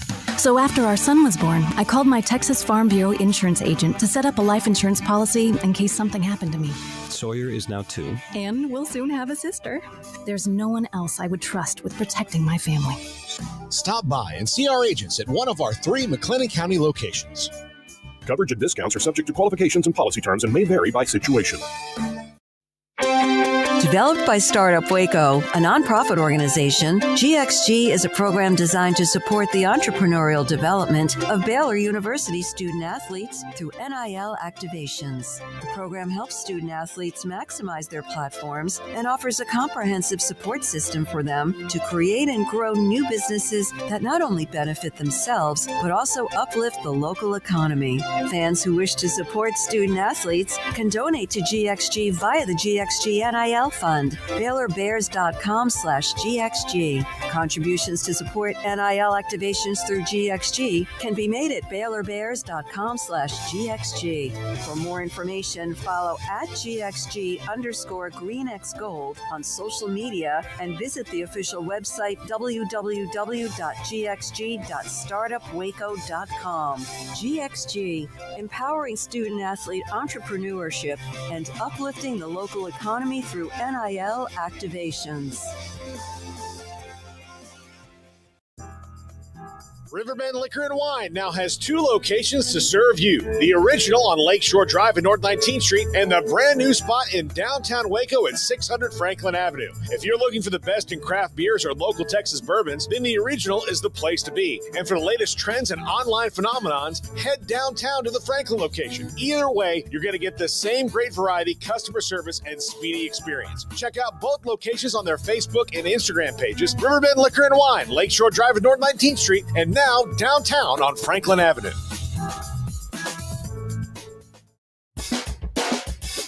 This is 365 Sports. Check out the 365 Sports family of channels on YouTube. Paul Catalina's top 5 around the corner. We appreciate you. Thank you for watching, however you do, how you consume us, whether it's on Twitter at 365 Sports YT or here on YouTube at 365 Sports. It is time for us. It's been a few days, but it's time for us to chug along when it comes to looking at schools. This time we have 3 teams left, kind of ACC, with Wake Forest, Virginia Tech today, Wake Forest tomorrow, Notre Dame probably on Thursday. Craig? Yeah, that's not kind of ACC. That is the ACC. Those are ACC well, schools. Notre Dame, yeah. No, they're basically an ACC school as much as you can be without being one. But the other two you mentioned are definitely in the ACC, so that's where we are, and we're in Blacksburg today to just take a glimpse at the 2025 Virginia Tech Hokies football schedule, and a program that has certainly lost its luster from its golden era under Frank Beamer and the late 90s, early 2000s, Metallica blaring, and just all of the craziness of playing in Blacksburg. Like, there's still elements of that, but Paul, from an ACC perspective, like, have you seen kind of a hit when it comes to Virginia Tech and just not the same their presence? It's not the same at all. Like, it's like they were intimidating, man. And you know what? They've been good in the ACC in their early going, but since Frank Beamer left, I really do hate that. I think about it all the time. Miami's been worse in the ACC than they were in the Big East. Big East losing football was ultimately a bad thing. I think West Virginia was great in that league, and they had a good league. But Big East in football, they're really good. Louisville was good, so it's sad that one went away. But yeah, and their basketball conference lost those same teams, but were able to recoup some of them in basketball. And that's what they had to lead into. But they're just not intimidating in that same way anymore. I mean, whether you were going to Blacksburg or they were coming to play you knew that you were in for a bare knuckle brawl with them. They were going to block kicks. They were going to hit the quarterback. They were going to do all these things. They were going to run the ball. They were going to control the game. And then when they had dynamic players like Mike Vick and all that, they were just super scary. And it's just not been that. And they were always that Thursday night team too. Like, you see them on on a Thursday night, and it's Michael Vick or whoever running the show, and Beamer ball and all of that, and it just hasn't been that. But Brett Pry, coming off of a 6-7 season, they lost in the Duke's Mayo Bowl, but it was the second consecutive postseason appearance for them. Minnesota, though, beat them, so they didn't get to bring home the bowl trophy as they had the year prior with the Military Bowl when they finished 7-6. His first year, 3-8. So 3-8. 7-6 in a Military Bowl win, then 6-7 in a Mayo Bowl loss last year. It's year 4 for Brent Pry, and you got to think they got to be having conversations about him and the future and the long term of Virginia Tech football. But you got Kyron Drones back at quarterback for starters. That's going to be a really nice piece to have, and very excited to see what he does. So, how do they follow up 6-7? Well, they'll open the season on Sunday, August the 31st, Sunday night game right out of the gates, and it'll be the Aflac kickoff for Mercedes-Benz in Atlanta, Georgia, South Carolina, and Virginia Tech. So big SEC opponent, big kickoff game, big neutral site game right out of the gates, Gamecocks and Hokies. And, of course, we're expecting South Carolina to be pretty good with Lenora Sellers leading the way. It's ought to be a good little quarterback duel. So South Carolina up first in Atlanta, and then a second consecutive SEC opponent as they will then take on Diego Pavia and the Vanderbilt Commodores there in week 2, Saturday, September the 6th. That'll be their home opener as they return from Atlanta. And then the following week, as the non-conference continues on, you've got Old Dominion in Blacksburg on Saturday, September the 13th. And then the following Saturday, still in Blacksburg, haven't left since that opening game, 3 consecutive home games as they will take on the Wofford Terriers on Saturday, September the 20th. And we'll leave it there just for the non-con purposes. But South Carolina neutral site, Vandy at home, Old Dominion at home, and Wofford at home. That is the first 4 games up for Brent Pry and the Hokies. That's a good shot to be 2-2 or 3-1. I would think. I think South Carolina is going to be a lot for them. What about Pavia and Vanderbilt? Yeah, and Pavia and Vanderbilt should be kind of a lot for them. That's at home, and so you think that's maybe a little bit there. Pavia and Vanderbilt beat them last year. Early in the year in the same, I think, spot, second game of the schedule. So, but they've got to be minimum 2-2 out of that. To build some momentum. And they've got an okay schedule at the beginning to build some momentum, but it's tougher at the end. This will be the first meeting with South Carolina and Virginia Tech since 1991, which was a 28-21 South Carolina win in Columbia as Sparky Woods and the Gamecocks defeated Frank Beamer and his Hokies back there in 1991. So they have not played in a really long time, and they will get to it right there at the beginning of the season. So that ought to be a really fun game between those two. But, yeah, back-to-back SEC opponents. And then you close it out, as I said, with Wofford there in the non-conference. But still no break so far. You go August 31st, September 6th, September 13th, September 20th, and straight on into conference play. And you will open things up in the ACC on the road at North Carolina State. Then the following week, you are back at home in Blacksburg as you take on Wake Forest. Then back on the road the following week as you go back to Atlanta for the second time, because remember you played them. You played South Carolina there at Mercedes-Benz Stadium, but this time you're at Bobby Dodd to take on the home team, Georgia Tech Yellow Jackets, and hopefully a healthy Haynes King. Although if you're Virginia Tech, you're probably hoping not, because that'll definitely hurt your chances if he's full go. But you go to play Georgia Tech, and then you finally, after, 7 consecutive games. Am I reading that right? 7 consecutive games to start the season. I believe that's correct. Yep. 1, 2, 3, 4, 5, 6, 7 consecutive. You finally get your first break after playing Georgia Tech there in middle of October. Yeah, this is where it starts to get a little tougher for them in the schedule. They should match up well with NC State and Wake Forest. I think Georgia Tech is going to be in contention for the conference championship game all year. I really do. I think what Brent Key's doing there is really good, and they're a step ahead of where Virginia Tech is right now. Yes, so there you go. You get a break after 7 consecutive games to start the season, and then you play one game, or then you get the break, and then you play Cal on Friday, October the 24th. So you had a Sunday game to start the season, and now you get a Friday game as you will take on Cal. Fortunately, not going all the way across the country. That is there in Blacksburg. The following week, you open up the month of November back on a Saturday and back at home again as you take on Louisville in ACC play. And then you get your second and final bye week before a 3-game stretch to close out the season. So bye week, Friday game against Cal at home, Saturday game against Louisville at home. And I mean, between Atlanta and Blacksburg, they only have one game outside of those two locations at this point in the schedule, because they've only got the trip to Raleigh. They got 2 games in Atlanta, and all the rest of them at this point are at home, except for the trip to Raleigh to take on NC State. So yeah,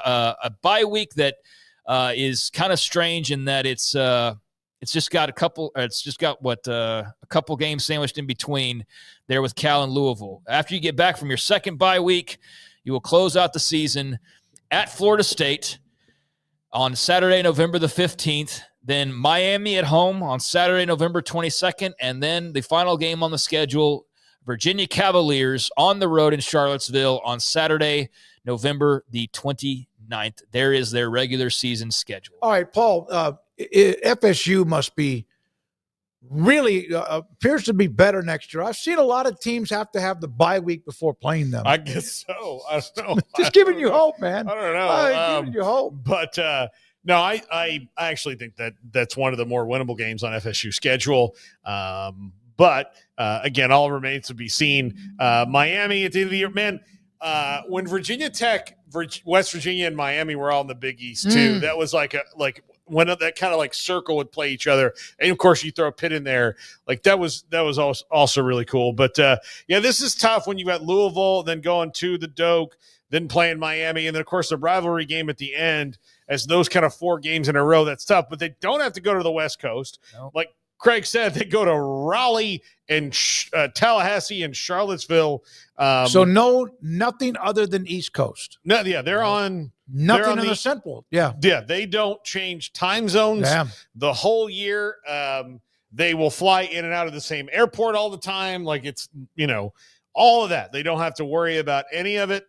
So, not a bad schedule setup for them travel wise and opponent wise, to where and they almost beat Miami last year. They really they're, they showed signs of being a pretty good team at times. Yeah, they showed times they just can't finish games, and they, a lot of people thought that they did beat Miami. It was up to the, the review that was really, it could have gone either way.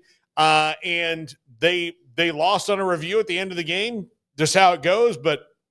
Yeah, they should. I mean, Brent Pry needs to make them better. This schedule gives them some time to maybe run out a little bit, but they got to not finish. with South Carolina, the opener, though. Well, I mean, at least, yeah. After that, I think that they've got a chance to be competitive and get on a little bit of a run, which they need to do. Because if they don't and they just keep trading wins and losses, then they're going to move on and find another coach. They were competitive in most of their games. They had some overtime losses. They had, you said the Miami game, like they could have been 2-3 wins better if the luck was on the other side of the coin. So, yeah, that's where they were competitive, but it just didn't always go their way. But you mentioned no West Coast road trips. They don't play Clemson. They don't play SMU. They don't play Syracuse. They don't play North Carolina, Notre Dame, Pitt, Duke. Boston College, I think, is the full list of the teams they don't play. So you do miss out on 2, 3, 4, maybe even teams that you think might be near the top of the standings. Certainly Clemson. You think probably SMU, Syracuse, but don't know for sure. But, yeah, they will play Miami and FSU and Louisville and Georgia Tech and so on and so forth. But you do get a fair share of games that you miss out on that would be pretty big-time opponents. So maybe that works out in their favor as well, not seeing Clemson or SMU or whoever. But, yeah, there you go. There is the schedule for Virginia Tech, and you think there's definitely some pressure there for Brent Pry to get this thing moving in a very clear upward trajectory at this point, year 4. I think that Vanderbilt needs to get a better logo. Virginia's got I love the cross swords. I think Vandy just changed that a few years ago, actually. Like they updated it, if I remember correctly. Yeah. Yep. So there we are. Okay, Craig, thank you very much. Wake Forest tomorrow. Are they still the Demon Deacons? Yes. Is that right? They're allowed to be called that? Yes. I'm just curious. Yes. And then, of course, Notre Dame, the Fighting Irish, that Garrett swears as part of the ACC, will have them. For everything but football, so. It's a nice transitional thing. The football to the Big schedule Ten. we're talking about. Though. Yeah, but it's a nice transitional thing. And look, here, we should make them part of the ACC since they got to tell the ACC to take on 2 teams that most of them didn't really want. No, that's exactly right. They basically said, like, hey, we would like you guys better if Stanford and Cal was in here. And they're like, okay, we'll get our boobs done, Notre Dame. Sure. Don't leave me. Oh, my God. That's a perfect analogy. All right, when we come back, it's Paul Catalina at his top 5.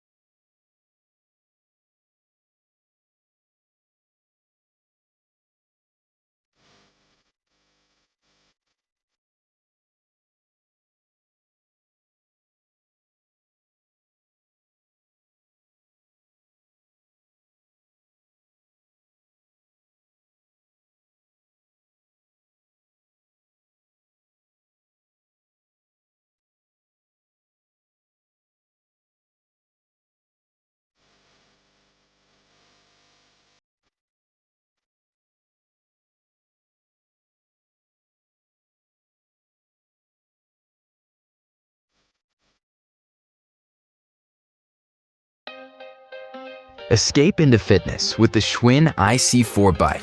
providing a premium, heart-pumping indoor cycling experience that combines digital connectivity with superior Schwinn quality.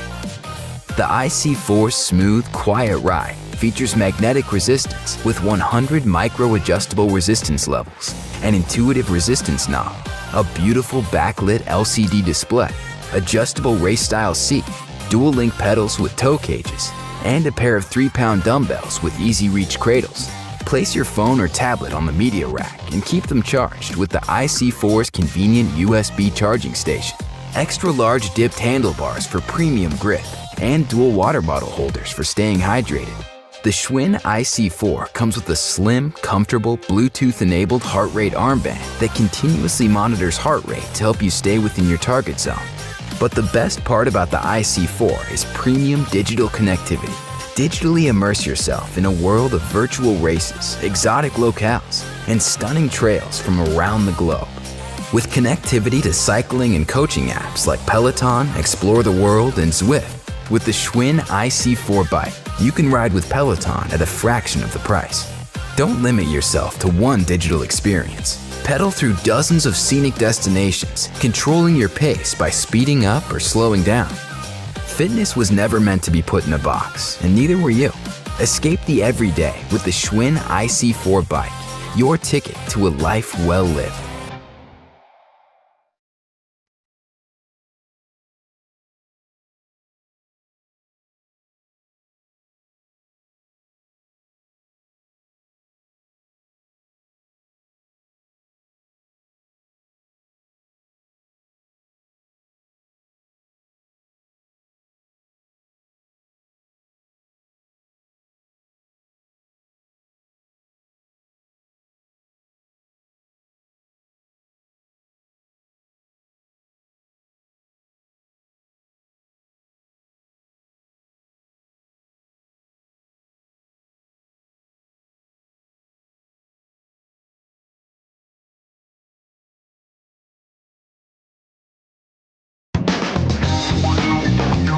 This is Paul Catalina's Top 5, brought to you by Ticket Club. Forget the fees, just big savings. Click the link in the description to find out more.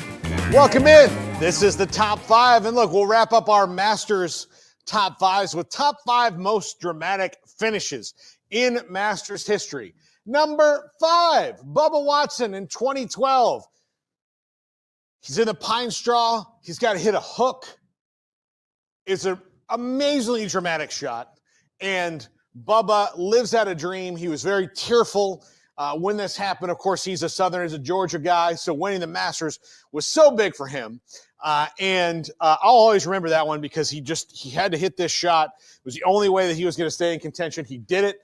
And the rest is history. Number 4, Larry Mize in 1987. Probably the most clutch chip in the history of golf. Off the green, and granted, this is a year after another one we're about to talk about, and some of the Masters' most glorious moments. He's got to chip in this thing to win. Off the green, chips it in, wins. There's the joy on Larry Mize's face, and one of the biggest moments in all the history of golf. Larry Mize, 1987, the other one. Now, one that is near and dear to my heart all of a sudden, because Jack Nicklaus in 1986 was 46 years old. This is his last Masters win. This is maybe the most indelible image when it comes to Augusta National, with his yellow shirt and making the putt on 18 to seal it and win it at age 46. I'll be 46 a year from now, and I've not won any Masters. So I think my time has come and gone. But this was an unbelievably dramatic moment for one of the most popular and the most dominant golfer all time, or the most accomplished. I think maybe Tiger's the most dominant over a short period of time, but 18 majors and none sweeter for the Golden Bear than this one. One of the only golfing members or golfer members of Augusta National. Number 2, Rory McIlroy. Yesterday, that was an emotional sports roller coaster that I hope that you took. He was double bogey. Then he's playing great. Then he's off the rails. Justin Rose is charging up. Then he has a chance to just make a short putt and win it and not go to playoff. He misses the short putt. They go to the playoff. Then he wins the playoff hole. And he finally shakes the monkey off his back. 17 Masters, 11 straight since he was trying to achieve the career Grand Slam, and it's finally his. The luck of the Irish, an actual term in golf yesterday. And Rory McIlroy, what an amazing finish. What an amazing final round of the Masters, just up and down. And wow, just wow. The only thing that's ever topped it for me was 2019, Tiger Woods. It had been so long since he'd won a major. And the Masters is that special one, especially to Tiger. For him to do it, for him to get just that one closer and maybe think that if he could stay healthy, maybe there's a chance he could catch Jack. That's not going to happen now. Too many injuries, too many things have happened to Tiger. But this moment where he got to celebrate, where he held off Brooks Koepka down the stretch and won the Masters for what is likely the final time. Who knows? Crazy things happen in sports all the time, but this is likely the last major win for Tiger Woods. And it was such a long time coming between his last major win to this one. And so much had happened. A lot of it self-inflicted. Most of it self-inflicted. But for him to rise from the ashes and get this win, in my opinion, the most dramatic moment in Masters history, and yesterday dang near topped it. That's going to do it for the top five. Smokey, say Auf Wiedersehen. Not yet. Not quite yet. By the way, the Golf Channel had great post-round coverage of the tournament. 86 Masters with Nicklaus winning his last of six major, of green jackets, was obviously in the mix, but there was a debate about that in Tiger when he came back from the depths of hell in many ways too. So thank you, Paul, for that. And the memories of the Masters. Now, Andrew Zimbalist Valade has put up different polls during the show. Here's one of them.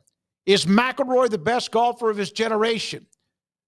Kind of overwhelmingly, 91.8% said yes, absolutely, or one of the best. Now, you could still look at Brooks Koepka. You could look of his generation would include, it was Scheffler. But Scheffler has two majors. I would say Scheffler. I mean, Scheffler's still new to it, but he's got 30 wins, PGA Tour wins. Koepka, DeChambeau, Scheffler, Rory. I'm telling you, like the post-Tiger generation. Here's the problem, right? Okay, no, you're right. No, and no question that Rory, with this now, he's got six majors. That's kind of the key to when you win, or five majors. Five. No, he's won all of them. He's got all of them, but he's got six, multiple. Okay, but you had Spieth who flashed and then really hasn't done anything. Not really in a while. Koepka has the majors, but then disappeared when he went to live, and he did. He did win one when he came back and played the major. Would it surprise you over the next year to see Rory win a couple more? Now, no, I said this. This one's off his back. I was texting Daniel. I said he might now win 3 of the next 4. Yeah. Now I don't know about winner, but there's that. And this one also is NIL. I would think that this would be like 90%. Is NIL? Thank you, Andrew. Helping or hurting college football? Some say helping. Some aren't so sure yet. Not sure, 0. Hurting, 66.5. Not surprised that's the largest number. We just don't know yet because we don't know how this ends. But thank you very much for that poll. Yeah, and I also think, in hindsight, it's not really NIL that's the problem. No, it's the transfer portal. Yeah. It's the lack of guidelines. Yeah, it's not the guys getting paid. Yep. It's the fact that if they don't like what they're getting paid, they can just go jump in the portal and go to the next school, and there's nothing that anybody can do about it. I think I get the intention, but I think, NIL, just what it really isn't the catch-all for everything that's not, going right in people's minds. But yeah, I think it's good that guys are getting paid. So I agree, at least on that one, that it's helping. But if you consider it a part of the bigger problem, then yeah, it's definitely not helping. I love it, Andrew. Well done. We add that to the mix following the top 5, and then, of course, we say goodbye. We're back tomorrow. We do know we have the Damon Evans, the new AD at SMU, will be a part of our show, among others, as well. For Andrew Valade Emery Winters working on 365 Sports tonight at 10:30 on the CW. Garrett Ross running the mothership and maneuvering as he does. Paul, thank you. Craig, thank you. Thank you to our sponsors and those of you who watch, listen, participate, or not, but are here. We appreciate that. I'm David Smoak. Good night.